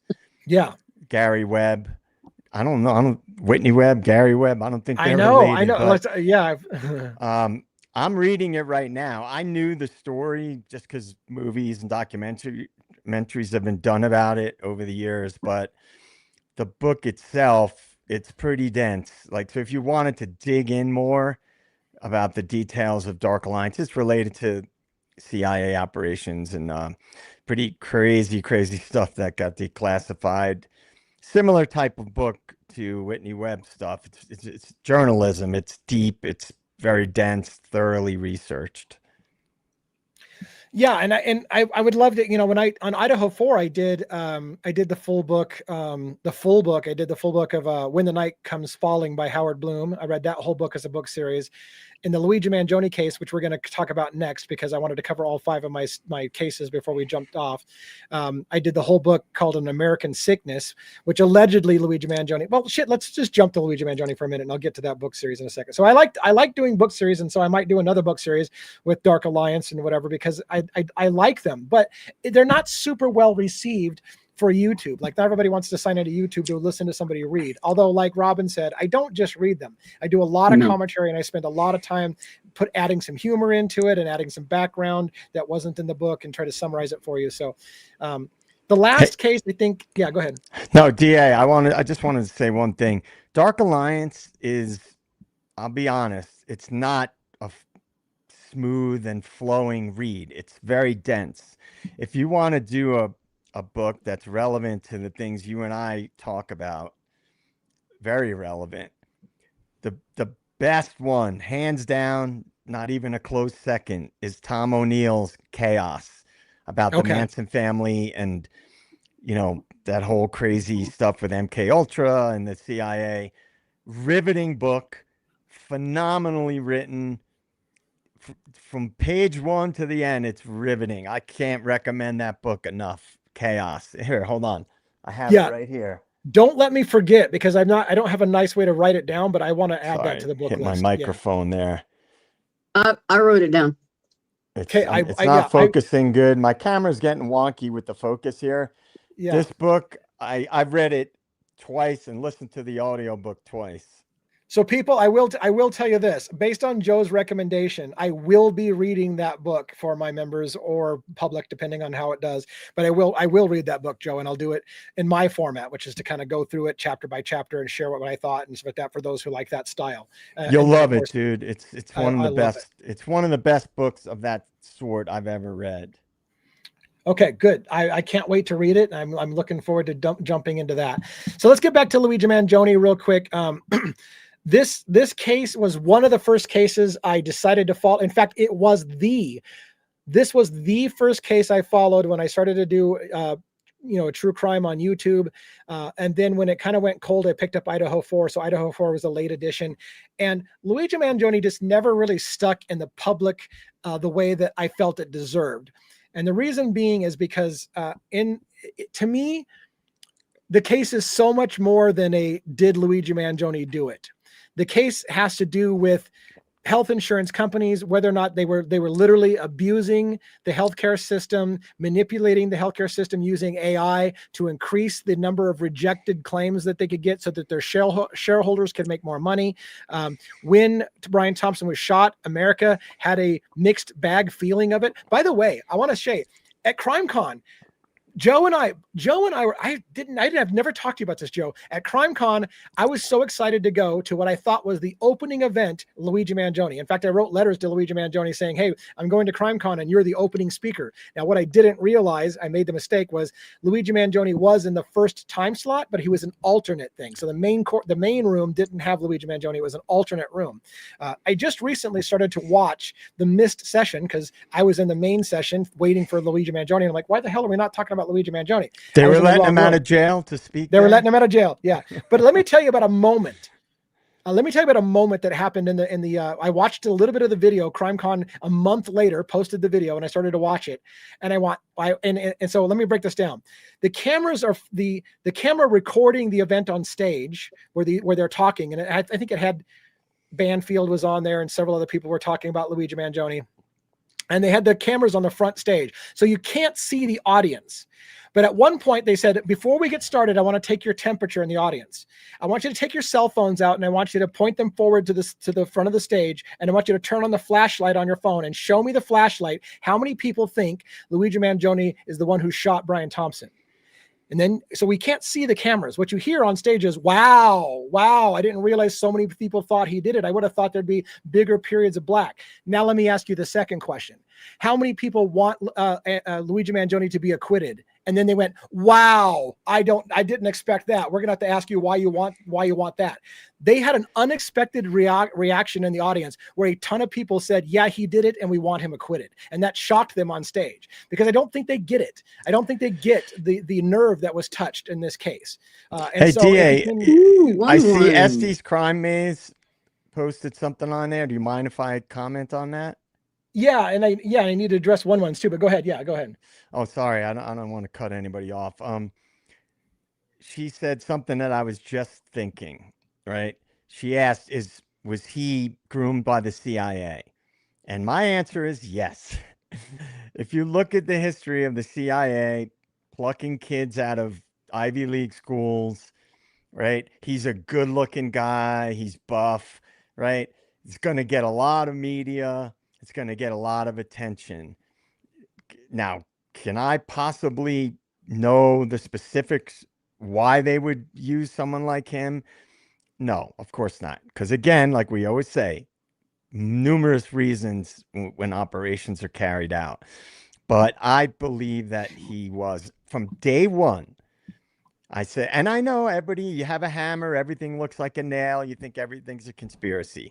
But some things, if you pay attention to the way they go down and the way they're covered in the media, it's a giveaway, in my opinion. So to answer Estes Crime Maze, yes, I think he was either working for the CIA, because it seems like they always pick kids that are from Ivy League schools or that are from elite families. And I think he probably fits both of those. And so anyway, I do think that he was, I've said that from day one. I said, this was an operation. I don't care if people think I'm crazy. Oh, you think you're crazy. You think everything's a conspiracy.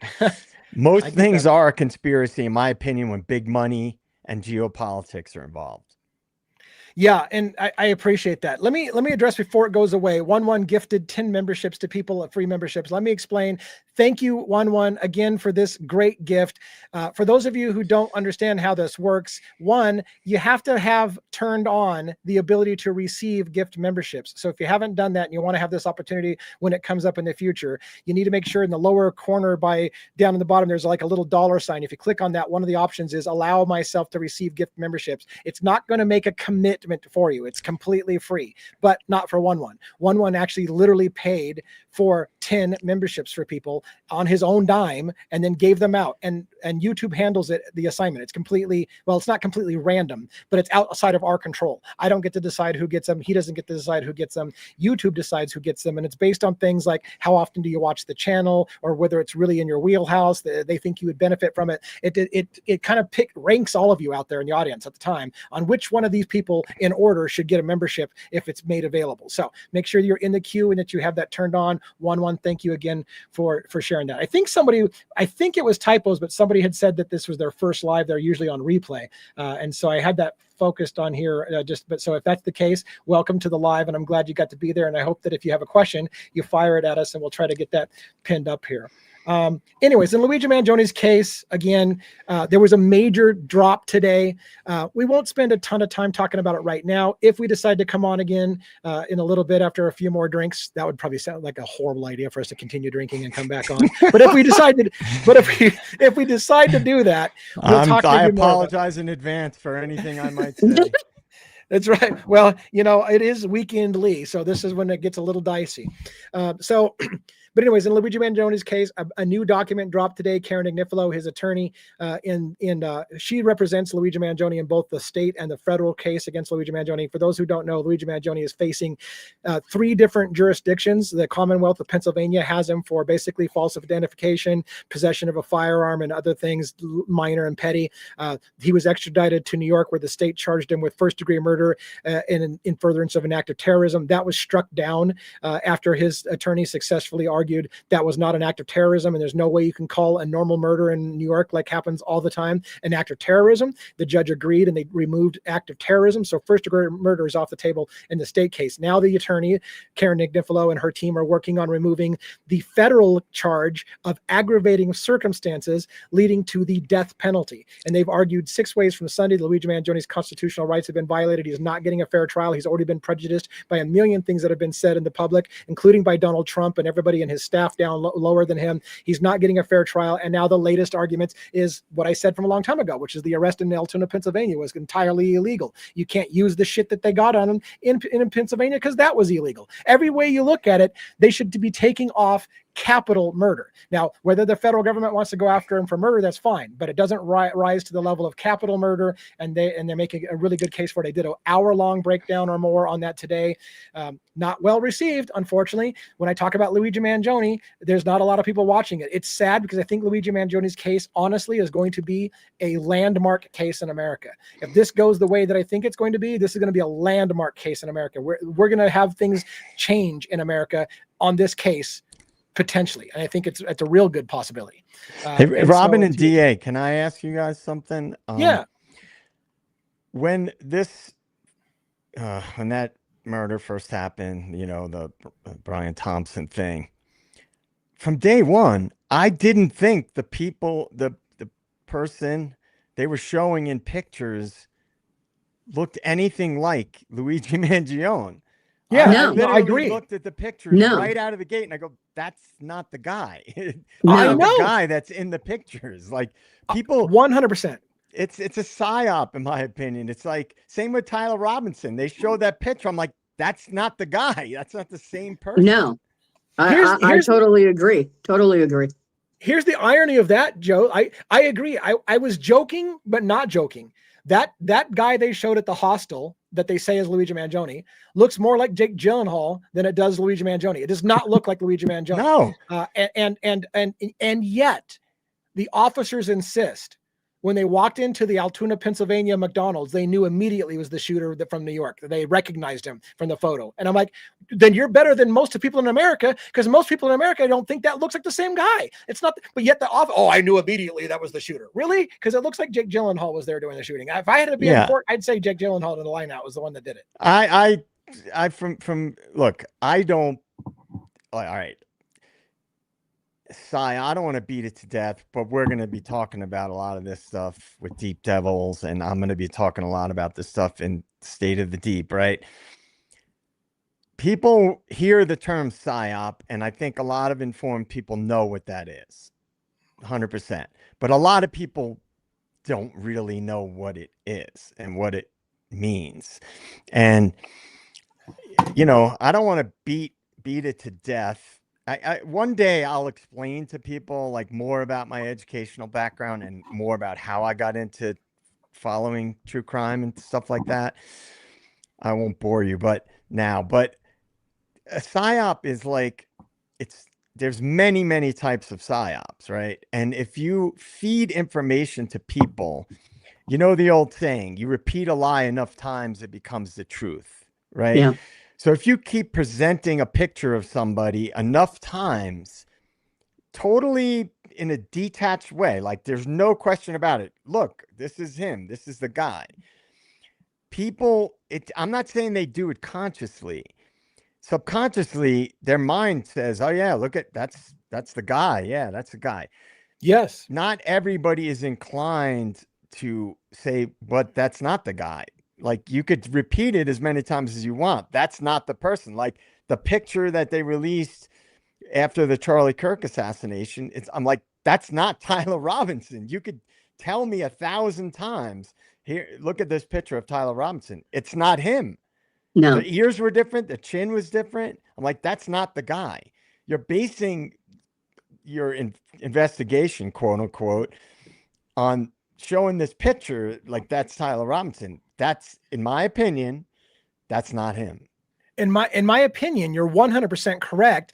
And I believe that there's psychological studies that basically show that people, it's part of our fear of feeling embarrassed to be wrong. And you can get people to make laughable, incorrect identities because they're afraid of being like, well, everybody else says it's that guy. So yeah, it's what I see too. And you can get people to like, just laughably, like there's no way in hell a reasonable person would think that guy's that, but because you heard everybody else saying it, you feel like the herd mentality kicks in. You're like, well, everybody else thinks it's that guy, so yeah, I think it's that guy too.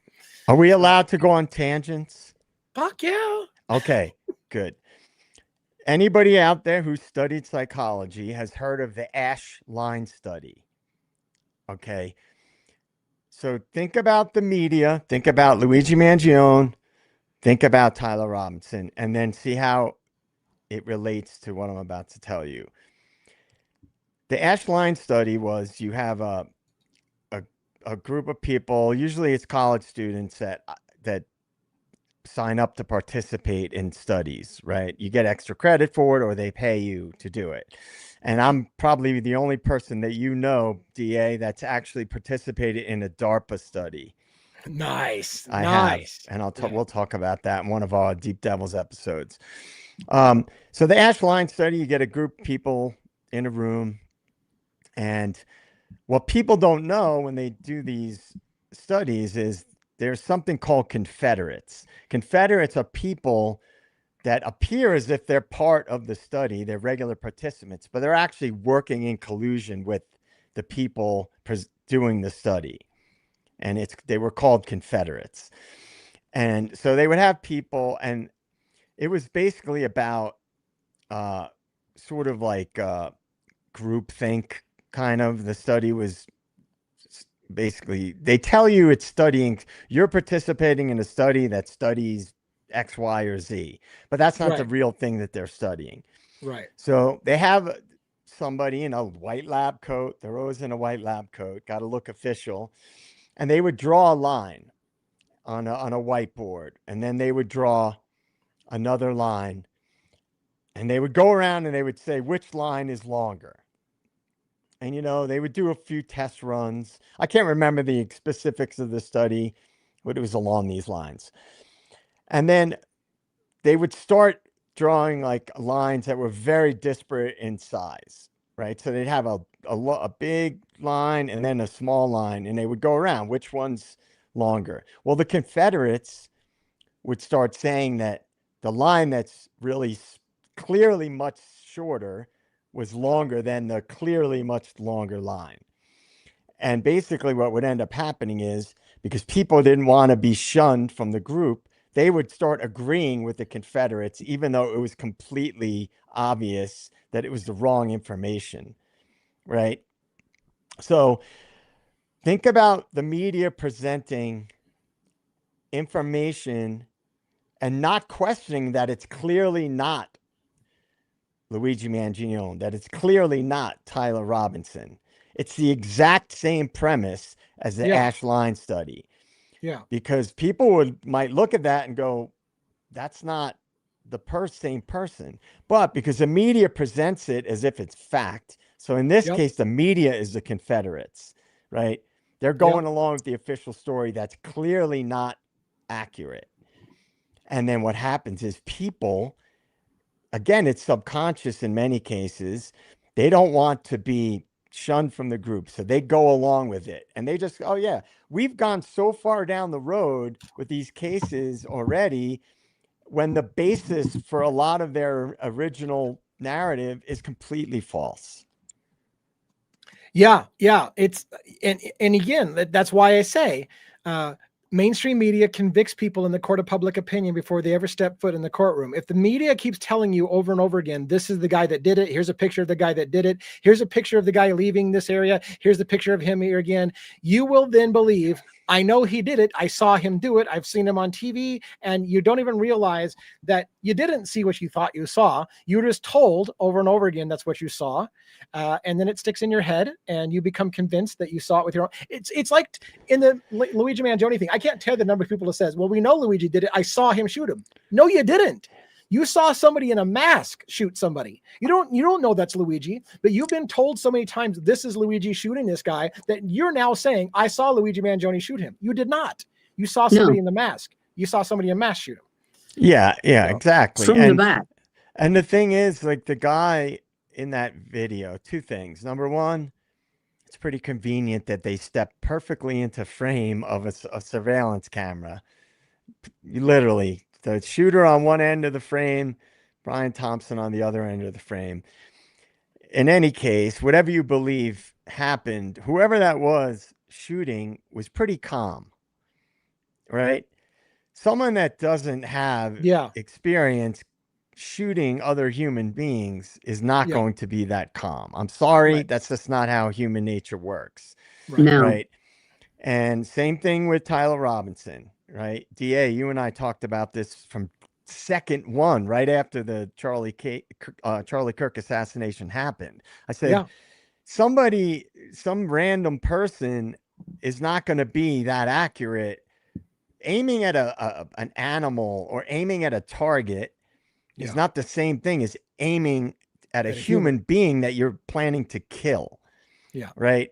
So anyway, same thing in this particular case. The person in that, you see how the gun got jammed. They were pretty calm in clearing that jam. Right. And I shot guns. I'm not a freaking professional sniper or anything like that, but I've shot guns plenty of times. And, you know, it's clearing a jam and things like that. That's not the easiest thing to do under pressure if you're not experienced. Yeah. Yeah, I mean, it's funny on that particular case. My buddy, when I first decided to do this, we got into an argument about whether the first thing that he said when he saw that was a professional hit. That was not just a random guy in the street. That was a professional hit. And I actually disagreed with him at the time. I said, look, I've fired cheap guns before that jam. And once you have your gun jam a few times, you know how it's just, I got to pull the slide back, eject it, and fire again. But to be fair, yeah, it was very, very calm and under pressure. And like you said, a person who's doing something like that, can they keep the wherewithal to be so calm and calmly walk and just finish the mission and then jog across, not at a super run, but just calmly jog across the street? That person was cool as a cucumber. Yeah, 100%. Right. And especially because you also had that lady right there probably screaming. Yeah. Right. It would be a trauma to the person doing it, under normal circumstances. And unless you've done it before. Crime Maze, I think that's a possibility, by the way, what you just posted about Charlie Kirk. I think that's a possibility. This one? Somebody had mentioned, and so I don't know where to, by the way, here's the problem. Somebody had mentioned the Snake Eyes movie with Nicolas Cage. Did you hear about this theory and the Charlie Kirk assassination, Joe? Yeah. I just saw it earlier today.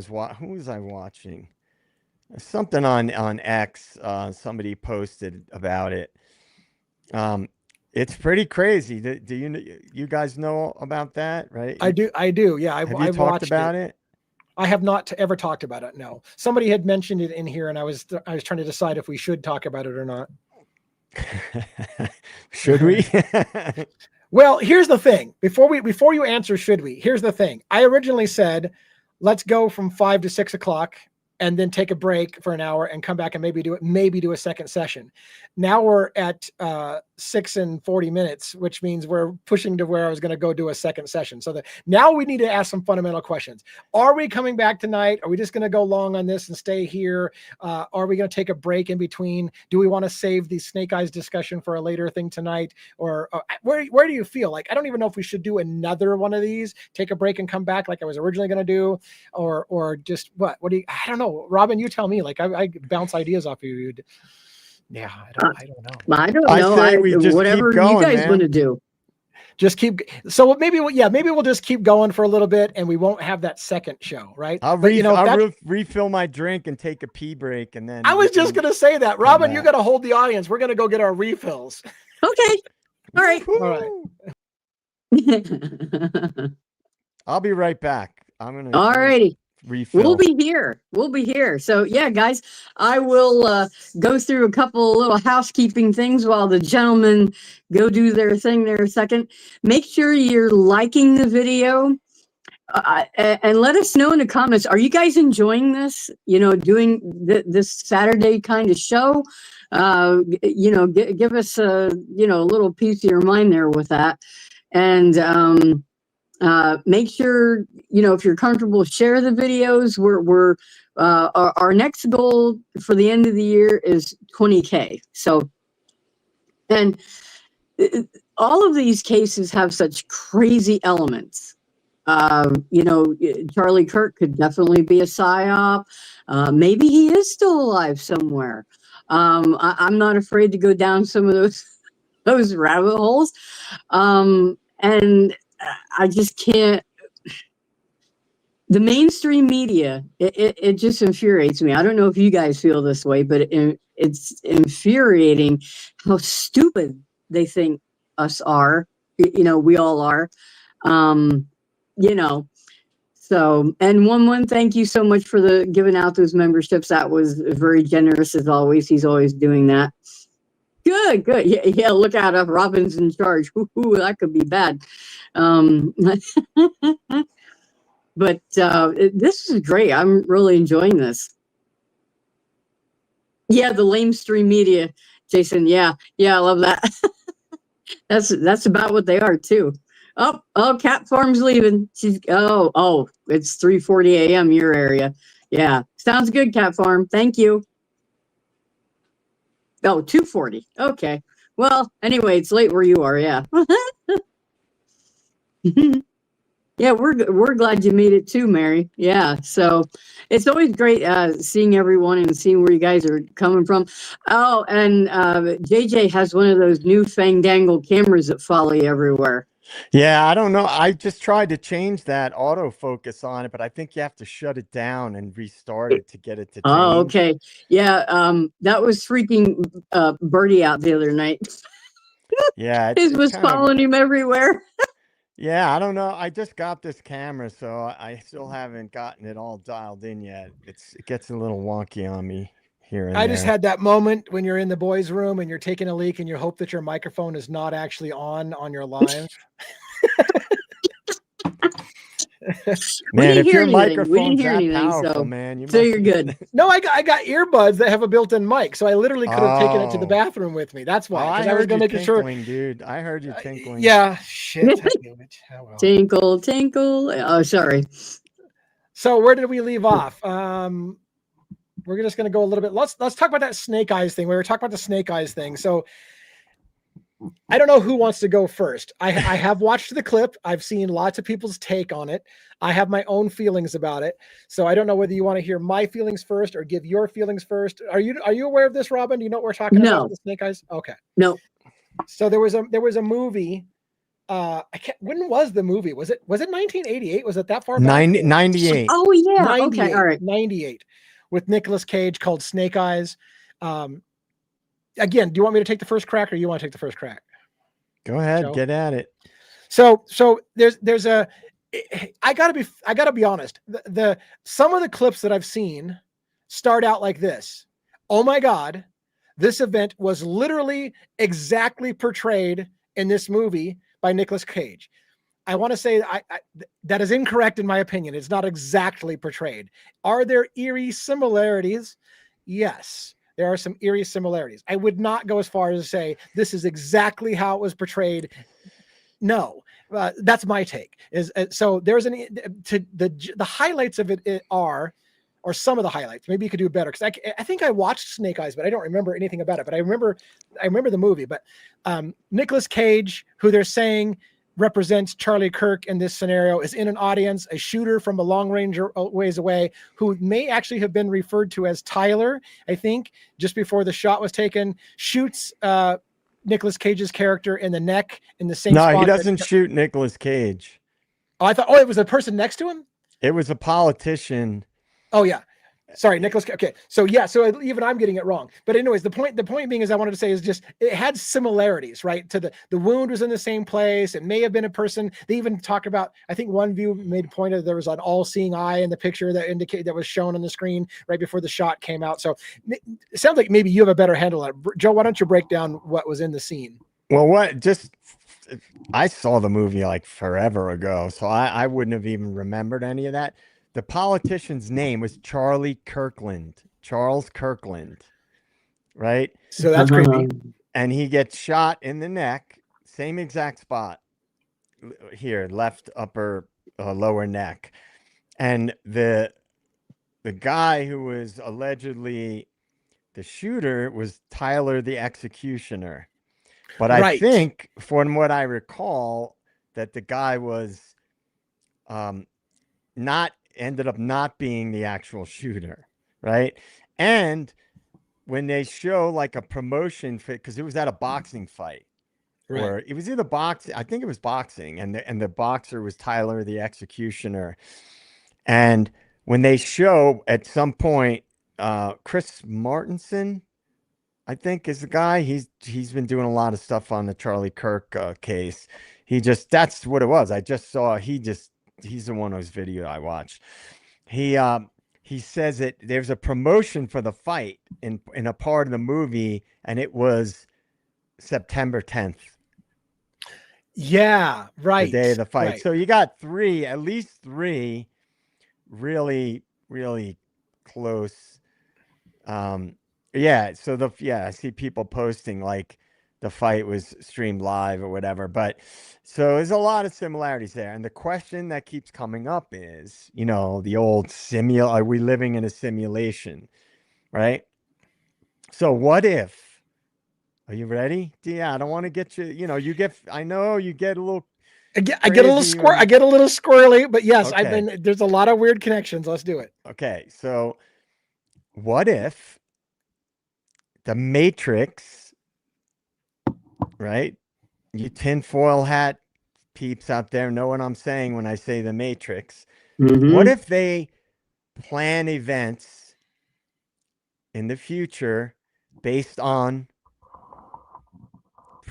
predictive programming, right? So, all right, well, let's use the variables from this big event or this movie or this, whatever political event from the past or this book or whatever, and stage an operation in the future based on that, just for their own amusement, because the powerful people, they think the world is their little puppet show, right? So what if that is something like that?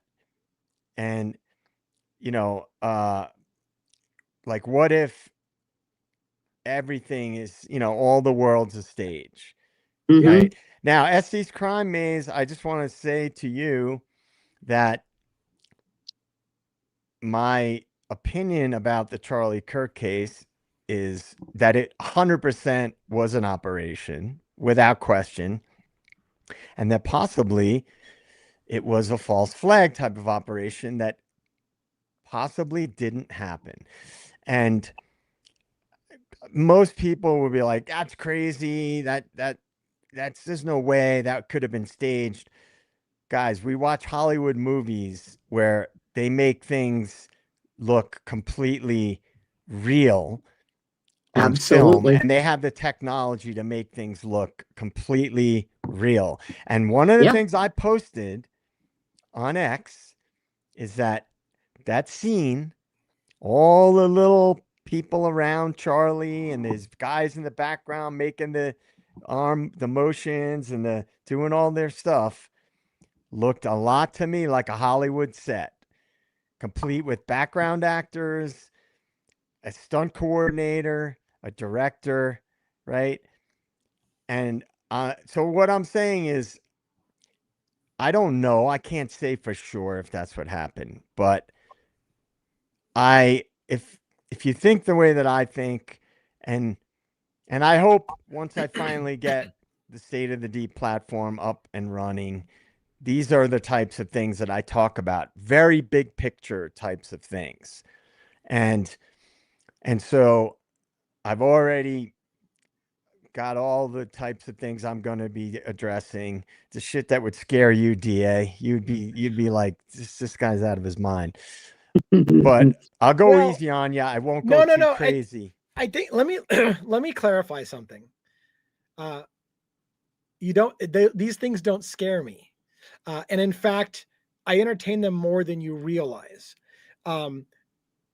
But on this channel, I'm trying to focus on the true crime element, the court cases, the legal documents, and the things that we can tangibly put our teeth into.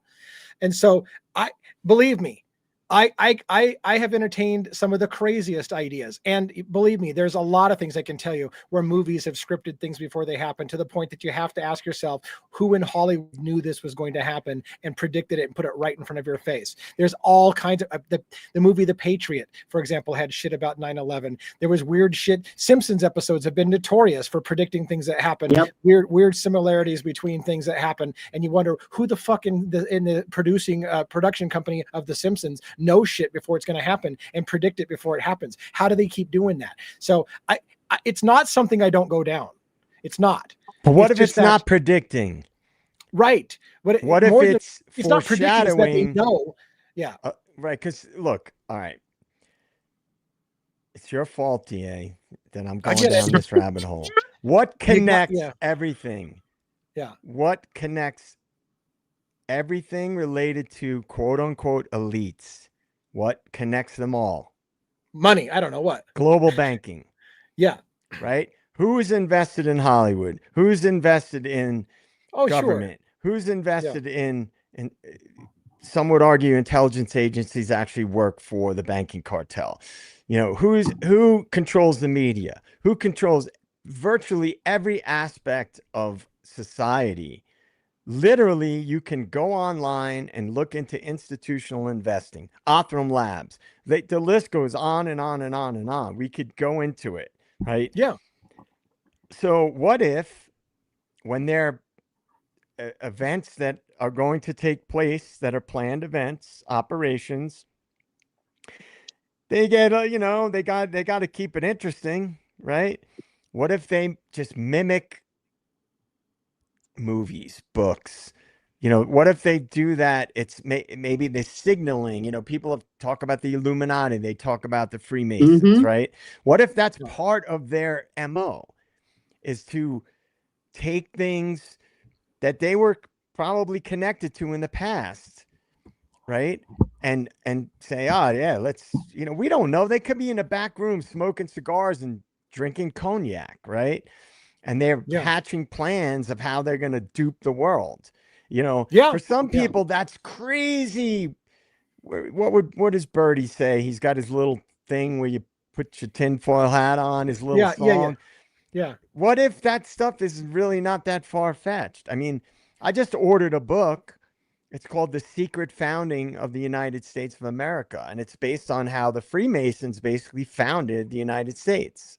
I got that book, I think, on my shelf. I just ordered that book. Is it America's Secret Architecture? What's that? Is it America's Secret Architecture, how the Freemasons founded America?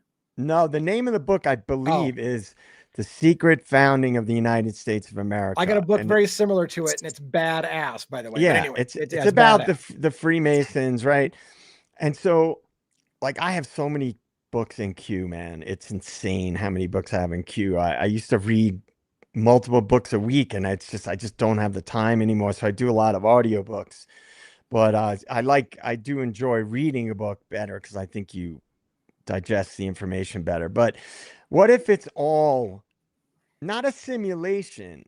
I don't buy into the simulation theory. What if it's all it's elites? They're playing, it's chess pieces. This is their little world. They're the puppet masters. They carry things out. They sit in their back rooms. They control the world. They do. I mean, our government is completely controlled. It's obvious. I mean, countries were founded by banks. Yeah. Right. Do I need to go further about that? I mean, Israel was founded by the Rothschilds. It's literally in a declaration. It's literally by the Rothschilds. I mean, the Balfour Declaration, that Israel was created in 1948, ironically the same year that the Smith-Mundt Act was created, and a year after the CIA was created, basically founding Israel. It was founded by bankers, right? So it's not that far of a stretch to look at these big events that happen, because look, regular people, right? I'm a working stiff, man. I work my job. I have my hobbies. I do my thing, right? I'm from a blue collar family with 8 kids. I never had money. I was never connected to money. I never would know anything about this stuff, but I happen to live in an area that's full of very, very, very, very, very wealthy elites where I live. And I live in my little place and I work my job. I'm just a working stiff, but I'm surrounded by these people. I see how they are. I've played gigs at private parties for these people. So I've been around these types of people. I played a gig last year. It was all Harvard alum, at a little private event. And the things they talk about, it's not like what regular people talk about. They know Yeah. things. They're connected to things that regular people like us are not connected to. Sorry. That's No, the end I of my mean, rant for now. I mean, I could go there. It's not the shape of my show, but I could go there. I got a million. I've studied that for a long time. It's I all could go there. connected, though. You I mean, should go and there and it- because and for the Charlie Kirk thing, even there's an argument. I mean, I hate to make this connection, and I'm trying to figure out, have I had too many drinks to make this connection in a correct way without making it sound horrible? One can argue that Hitler was against the Jews because he basically said, look, the Jewish banking system has taken over our country, and was basically trying to kick out the Jews because he claimed that the money had basically controlled their country. And if they ever wanted to control, and then we have a situation now where there's some people who are saying Israeli money owns our country, and the same kind of thing. And so the banking system has, and it's not a Jewish thing. Like, this is not a religious thing. This is just certain power families have always been in charge of the banking system. It just so happens that there happen to be a lot of Jewish people in the banking system as well. And so these kind of theories keep coming up all the time about the banks who fundamentally own countries and make all the decisions and do whatever they want in exchange, and it's total control. And some people rise up against that, and getting killed if they fight against the money, because there's obscene amounts of money. And again, it's not a religious statement. There's nothing religious about what I'm trying to say.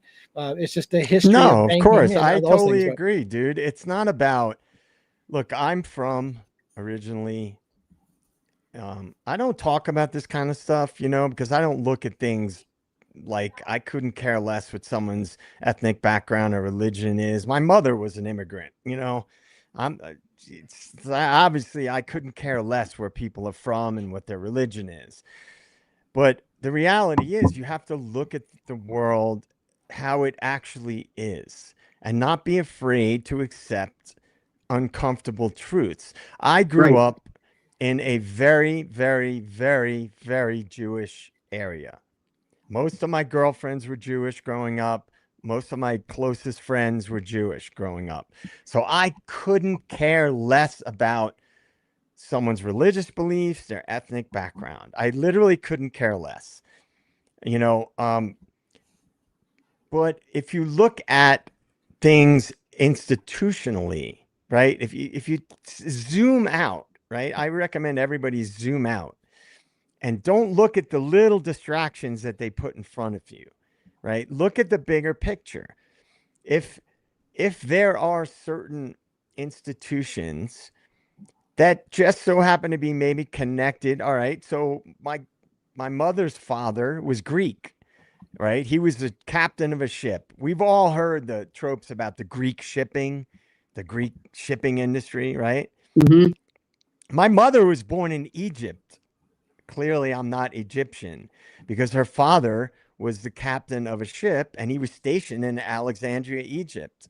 And my mother was born in Alexandria, Egypt, lived there till she was 12 years old, right? The Greeks were very involved and prominent in shipping. Just like in America, the Irish came to America after the potato famine and got into politics, the Democratic Party, because the Democratic Party welcomed them with open arms. They became cops, they became firemen, and became politicians in New York and in Boston, right? That's how that happened. So those were cultures that just so happened to get involved in those industries. Well, if banking happened to be one of the things that Jewish people, European Jews, and got involved in, then that's just something that happened over time. And if you look into the Illuminati, what that actually is, and Freemasonry, these were powerful institutions, right? It doesn't matter what country it started in. It doesn't matter. That's just how it happened. But you can't be afraid to address things that are real parts of how the world has evolved. And so, speaking about the banking cartel and the Rothschilds and BlackRock and Vanguard and all these things, it's not about attacking human beings, regular people that just are living their life and practice a certain religion. I mean, I'm mostly Irish. I'm Irish, Italian, and Greek. I was raised culturally Irish, right? Irish people were discriminated against when they came Oh to yeah. America. I mean, big time. The Yeah. fighting Irish, the term the fighting Irish, that was a slur Yeah. against Irish people. That's how that originated. The Irish people took that and they flipped it and they embraced it. Notre Dame's called the Fighting Irish because they were a Catholic organization, a university, and when they were founded, and a lot of their professors and faculty and coaches were Irish Catholics. And so the Fighting Irish was a slur, and they took on that name and embraced it. So my point being, when we talk about this stuff, it's not about attacking a religion or a culture. It's just a bigger picture. Right. Right. And that's why I get squirrely whenever we talk about, the Jews, because a lot of people can't separate the religion from the nationality and history and stuff like that. And so it's it's a touchy subject for me. I grew up in religion, so I can't even talk about those subjects. And again, this is one of the counter mechanisms of mainstream media. If you mention anything about the Jews, they will retort, you're anti-Semitic. Of course. Yeah. Right. So they'll turn it into what it's not, which is that, oh, you just hate them because of their religion or whatever. And like, no, it has nothing to do with any of that, any of these things that we're talking about, but they'll use that as a weapon. Oh yeah, you're anti-Semitic, and so it's mind control, really, at the end of the day. We're off on a tangent, but that. Look, man, it's fun. Look, I went to Catholic school in Brooklyn when I was a kid. My family's from Brooklyn originally, and I went to one of those old school Catholic schools where they hit you and shit. So I was raised in a religious environment for the early years of my life. And when we moved to New Jersey, to an area with a large Jewish population, two of the loves of my life were Jewish. Some of my closest friends of my whole life are Jewish. So I don't judge anybody based on their ethnic background or their religion. Never have, and I never will. That's why I don't frame it that way. So we've gone off the rails on a lot of stuff tonight. I'm trying to decide. That's what I'm here for, man. That's what I'm here for, right? I'm trying to decide how to wrap us up for the evening. We've been going pretty long. We're approaching a 2-hour kind of thing. I think this is. Dude, I'm not done with my drink yet. We can't wrap up. Well, yet. Neither am I. I got a half a drink here, so ask we're not the done. Chat if they want to end. Come on, ask the chat. So. Well, yeah, let's, I mean, I saw a lot of stuff, in the chat that I was trying to I'm not going to go there kind of thing. But if there are some questions, let me do that. Are there questions, anyone in the audience on any of the 5 cases we talked about tonight, not just on the one we're talking about now? Are there any questions, comments, or things that you want to hear us riff on a little bit and talk about? Just spitball something and quit being so slow, type some shit in and throw something in the chat so that we can see if we got something to talk about while we finish our drinks here. And if people want to end, come on, man. Yeah, if you want to if you're saying shut it down, I want to go to bed. You could just sign off if you want to go to bed. But if you want to cut it down. You want us to keep going or not? Come on, guys. Come on, guys. Put a 1 in the chat if you want us to keep going. This is my give me a 1 if Saturday you want to keep night going, or we're 2 if you're dealing with like, here. I'm done. party. Let's wrap it up. Of course, they would just sign out, wouldn't they? Some kind of interaction. Give me something. We're kind of quiet here in the chat. Yeah, come on, guys. 1 from Cheryl, 1 from Shannon Dean. Was 1 shut it down or 1 keep going? 1 was keep going, right? Popcorn Juror, keep going. Cheryl, yep. Yeah. So, and Simply Solo just gave the keep. All right, so we've got a few ones, but let's throw a question. Throw me a question. I see a lot of ones, DA. Yeah, there is a lot of ones. There's a lot of ones. So I'm okay if you're okay. If you guys need to go to bed, you let me know. Grandpa's up for the long haul. Hey, DA, while you guys rally some questions, I wanted to tell a story because I know we have a lot of true crime people here on how I kind of got sort of introduced and interested in true crime. Sure. It's like when I was, before I moved to Colorado, I lived in California, and I got a job doing event marketing. So I was traveling all around the country. I was driving a box truck. I mean, literally the whole country, coast to coast. And I had to drive a truck. I had to pick up a truck in New Jersey, and I had to drive it to Tucson, Arizona, work there for a month, and then drive it back across the country, back to New Jersey. And back then, this was the late 90s, the truck stops would have books on tape, cassette tapes, and you could rent them at one truck stop and then return it. It had a little map. Nice. There you They'd go. give you a little brochure with a map, and it would tell you along whatever route you were driving where you could return that cassette. So this was like back in the 1920s, right? Yeah, it might as well have been cassette tape. Old school shit right there, right? Yeah, no shit. I remember cassette. And the shitty truck that I was Yep. driving had a cassette tape in it. So I picked up a book, and it was John Douglas, the guy who started the FBI profiling department. And it was called Journey into Darkness. I believe it might have been his first book. So I picked that up because I was there. You look at the cassettes that they have, and I was like, oh, that looks kind of crazy. Now I'm alone driving cross country by myself, right? A lot of it at night because I would drive 16-hour days, you know, a lot of times. And it's some of the darkest shit you'll ever consume in your life. If you guys know John Douglas's material, he's the guy who Mindhunter. Yeah, That was yep. the book, and it became the Netflix series, and many other books. And that was my introduction into profiling. This is before I studied forensic psychology and studied psychology in college, right? So this book was sort of my introduction into that in forensics and criminology and profiling.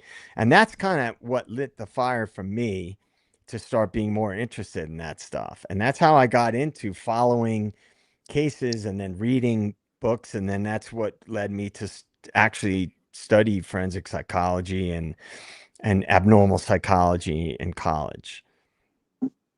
Yeah, I'm trying to think back to my memory when I first got interested, you know, and first of all, I was a big psychology guy myself, abnormal psych and forensic. Well, I didn't do forensic psych, but abnormal psych was a big course that I loved, and that was more clinical abnormal psychology. But anyways, point being is I was a big psych major, got into philosophy a little bit, but I'm trying to think of when it was that true crime really hit me, and it's somewhere between O.J. Simpson's trial, which got me obsessed with the legal process. Like I watched so much of the courtroom drama on the O.J. Simpson trial that I think that's when it became like, boy, I can't get enough of the courtroom and how this is going to play out.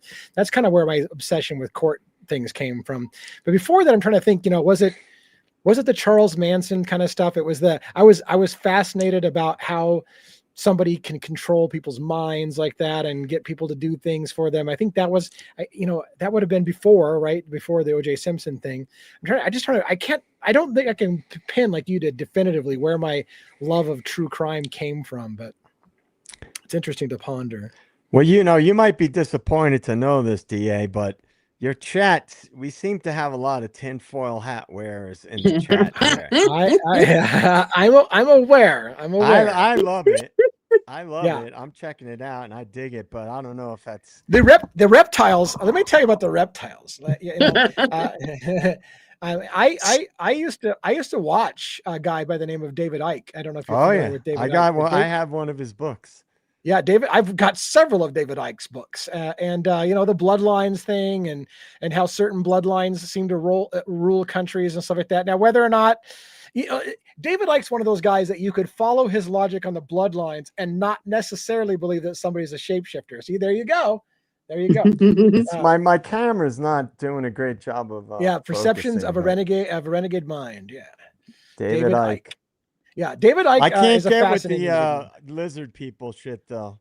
Yeah, the shape-shifting lizards. Here's the thing. You think that you make me afraid. I could tell you that there's more to the shape-shifting lizard thing in my mind than you would be willing to go down. But that's a whole nother thing. One of the big things I got obsessed about early on You might remember this name, Alex Jones. One of the first things that I discovered, the Bohemian Grove, and a group of elites that go out in California, and literally that whole Bohemian Grove area is locked down under a guise of national security, where they can literally talk about things like we've been talking about, global domination and controlling the world, and they can get away with talking about whatever they want to in the Bohemian Grove, right? That's where Reagan was essentially appointed as, hey, this guy's going to be the next president at Bohemian Grove. And I was stunned the first time I was at first I was one of those people like, come on, you really want me to believe that elites go out into the forest in California and worship a giant owl, a stone owl, performing an occult ceremony. Like Robin's like, there's a part of me that laughed at it until I saw Until I saw Alex Jones footage that he caught from inside. And then he caught, and I can't remember who it was, a senator outside of Congress. And the guy was pissed at Alex Jones. And he's like, shame on you for catching that video. That's private property. You had no business being there. And I'm like, you just fucking admitted that tape was real. Like, you just literally admitted that tape was real. And you were pissed at him for showing people that what happened, rather than going, maybe that shit shouldn't have happened. Like, and I was like, wow, what the hell's going on in this country? That's a thing. And so I went down that rabbit hole deep on Bohemian Grove and all that shit. And it was nuts. It was nuts. Well, where I live, real close to where I live, there are two owl statues. One is a very suspicious. I have a picture of it. One of these days I'll put it up on screen, of a very Illuminati-like statue in the village not far from where I live, and another owl statue not in that same area. And if you understand, not where I live specifically, but right next to where I live is a lot of extremely, extremely, extremely wealthy people that have, like, $20 million houses and shit. I think, by the way, I started to digress, but I feel like Simply Solo is typing in gulp every time I take a drink. Like, I feel like I've become their drinking game. I pick up the cup and then she's like, gulp. I'm like, funny. Okay, so anyways. One's dropping bombs too, by the way. I know he's talking about Operation Northwoods. I mean, all the stuff he's talking about is stuff that I've gone down the syphilis experiment. Fuck yeah, dude, I know all that stuff. Yeah, I mean, you and I, when we first met, within 3 minutes we were going off on stuff.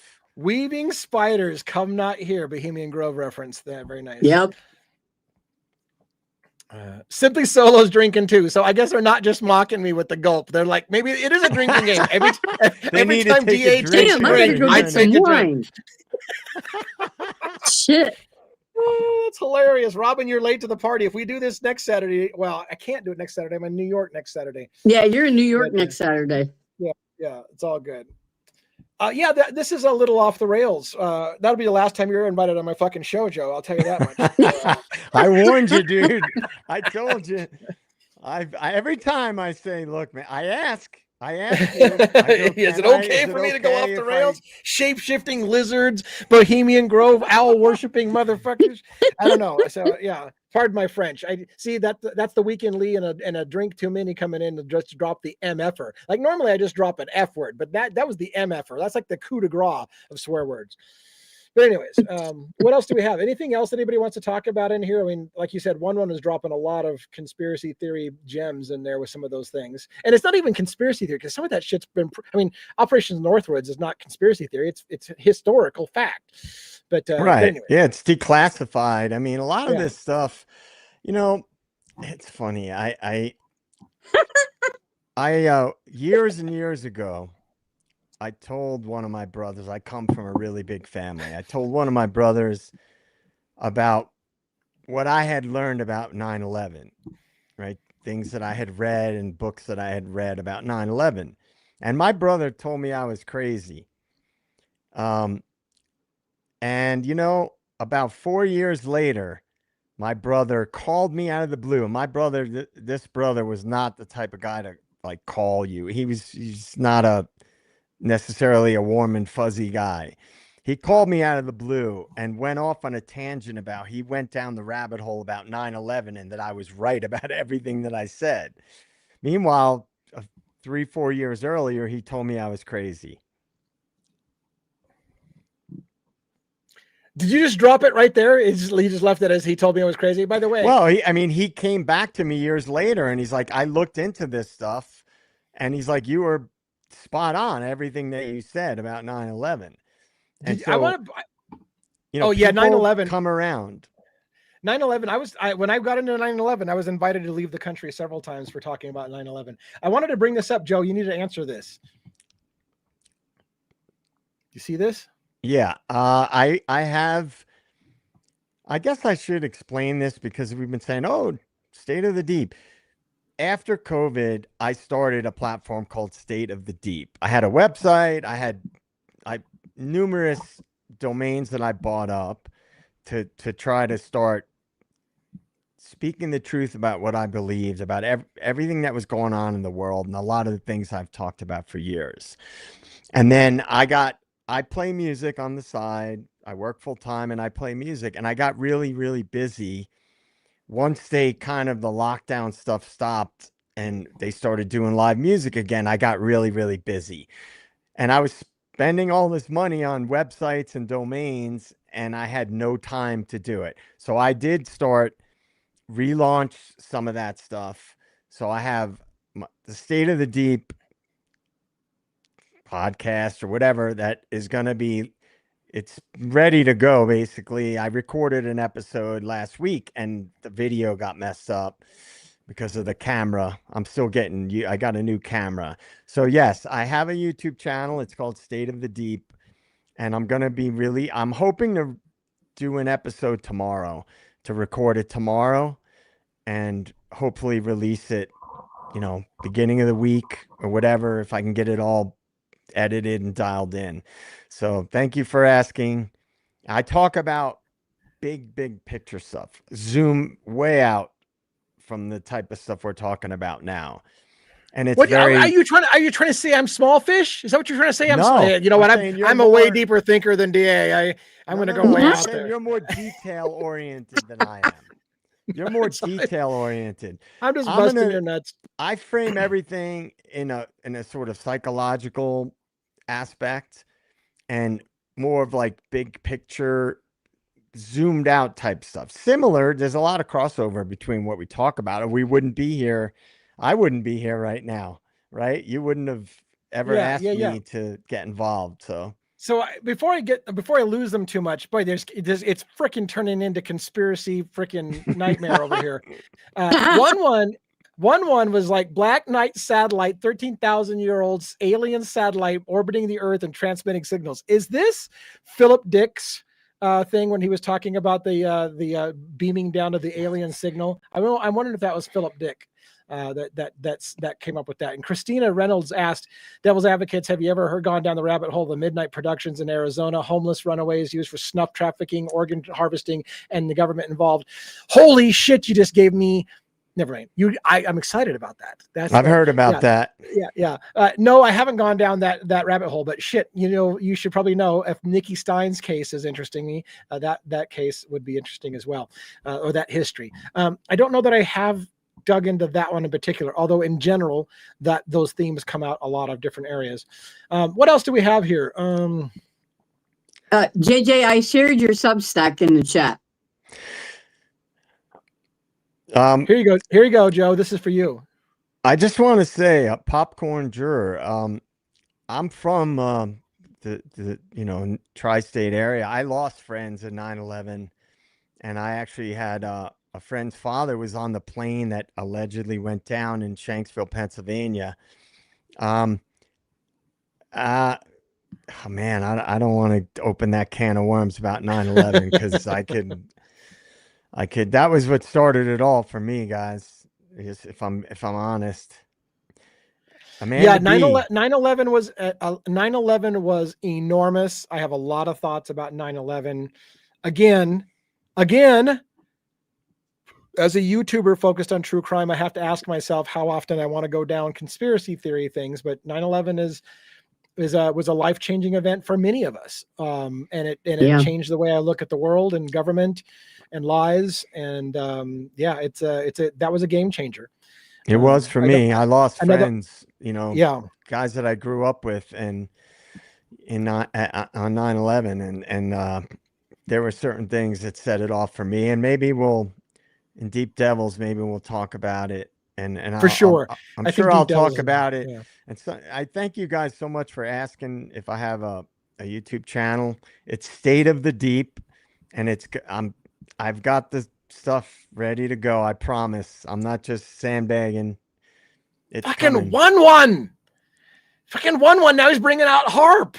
Well, Damn it. 1-1. This is the biggest area of research and advocacy for me is geoengineering. So State of the Deep is going to talk a lot about geoengineering. There you go. When DA is a little bit nervous about taking his true crime channel into the conspiracy thing, we'll just say go to JJ at State of the Deep, and he'll talk about all that shit. Well, that's a big one for me. I've never talked about it with you, really. But you can have me on your show talking about conspiracy, and they'll just be like, "Hey, damn, it's your thing." Well, look, man, it's in you, man. It's in you, son. I know. You got to let it come out. I know. All right, what else do we got? Anything else in comments? Joe, is it okay if I share the link to your channel? Absolutely. Here we go, guys. Go show Joe some love. And I if you really want to see the darkness of my mind, it's State of the Deep on X as well. All right. Well, hey, I'm thinking at this point, as I'm getting to the bottom of my glass, that Weekend Lee is about to become pornographically if I stay on the computer any longer. So let's kind of wrap this up, because my mind will get worse and worse as the night goes on, and we don't want to do that because there could be children watching this show, and I'm a child at heart. So I want to thank everybody for coming in and entertaining our little private talk. I think this format was refreshing for me, having some drinks, relaxing. By the way, I love your lighting, Joe. That looks really great back there. It's a very cool effect you got going on behind you with the mood lighting behind you. Not to pick on you, Robin, and your lighting situation, but I dug that kind of dark, muted view back there behind. It's just a regular lamp. I dig it though. I dig it normally. I'm eventually going to have there go Simply Solo with the GOAT. The drinking game is on. But yeah, I'm eventually going to be converting this office. Things are changing in my life as well. I'm going to get this office turned into a full-size studio for me. So in a way, I kind of like this light behind me. I kind of dig those colors, but I might have to get rid of this backdrop and go to a more open room like you got, because that kind of looks cool. Well, it's just my camera. I'm not used to the settings on my camera because sometimes it gets blurry depending where I'm at, so the background is a little bit blurred, but that's like the normal lamp I have in my apartment. Perfect. Well, I like your apartment. So there you go. Have at it. All right. So that's it, people. I think we're going to wrap up here. Robin, thank you so much for coming on. I know it was spur of the moment for me to be like, hey, surprise, you're going to be on camera all night long. Joe was the kind of same thing. I said last minute, I was like, hey, what do you think about going on live with me tonight? We were supposed to record an episode of Deep Devils for tomorrow. We may or may not do that depending on how long it takes the alcohol to wear off. But because I want to make sure that we're nice and straight for Deep Devils. But anyways, whatever the case may be, just to give you a couple of heads up, again, I'm heading for New York on Tuesday. I'll be gone for a week in New York City, mostly to do two things. One, it's the first time I've ever been to New York City. It's on my bucket list of things I wanted to do, so I'm going to go back and do it. I'm also going to be visiting two of my true crime case scenes, which is the Long Island serial killer and Luigi Manjoni. I'm going to go also visit some of the main scenes like, Ellis Island and Statue of Liberty, the 9/11 memorial, those kind of things. So I'll be filming that and sharing my thoughts on my Discord channel. I've got a channel called a channel dedicated to New York something like New York City trip or something like that. So if you want to get up to date things on what I'm doing and where I'm going and who I'm meeting with, I'm going to be meeting with John Ray, the attorney for Shannon Gilbert's family in the Long Island serial killer case while I'm out there in New York. I may be meeting with the producer of that goes along with Josh Zeman's documentary on Long Island serial killer case. I've got some other potential things in the pipeline. So it's just going to be a really cool trip. Hope you can watch that. Pay attention. Everybody, thank you for helping me push to that 10,000 mark on YouTube. That was a major accomplishment. Robin, thank you for helping me get there as well. Joe, thanks for being a part of the show. I think you and I have a good thing going here, and I hope that it continues well into the future. Everyone else, have a great evening. Joe, you got any last minute? Robin, you got any last minute thoughts? Robin, you go first. Just thank you guys for coming out and just being great. This was really exciting, and yeah, so thanks. TA, thank you, man, for reaching out and extending your invitation to get involved. I really I'm thankful and appreciative, and I'm happy that you've reached the 10,000 subscriber mark. And what do you think, man? You think what do your peeps think? Should we go to Moscow? What do you think? Oh yeah.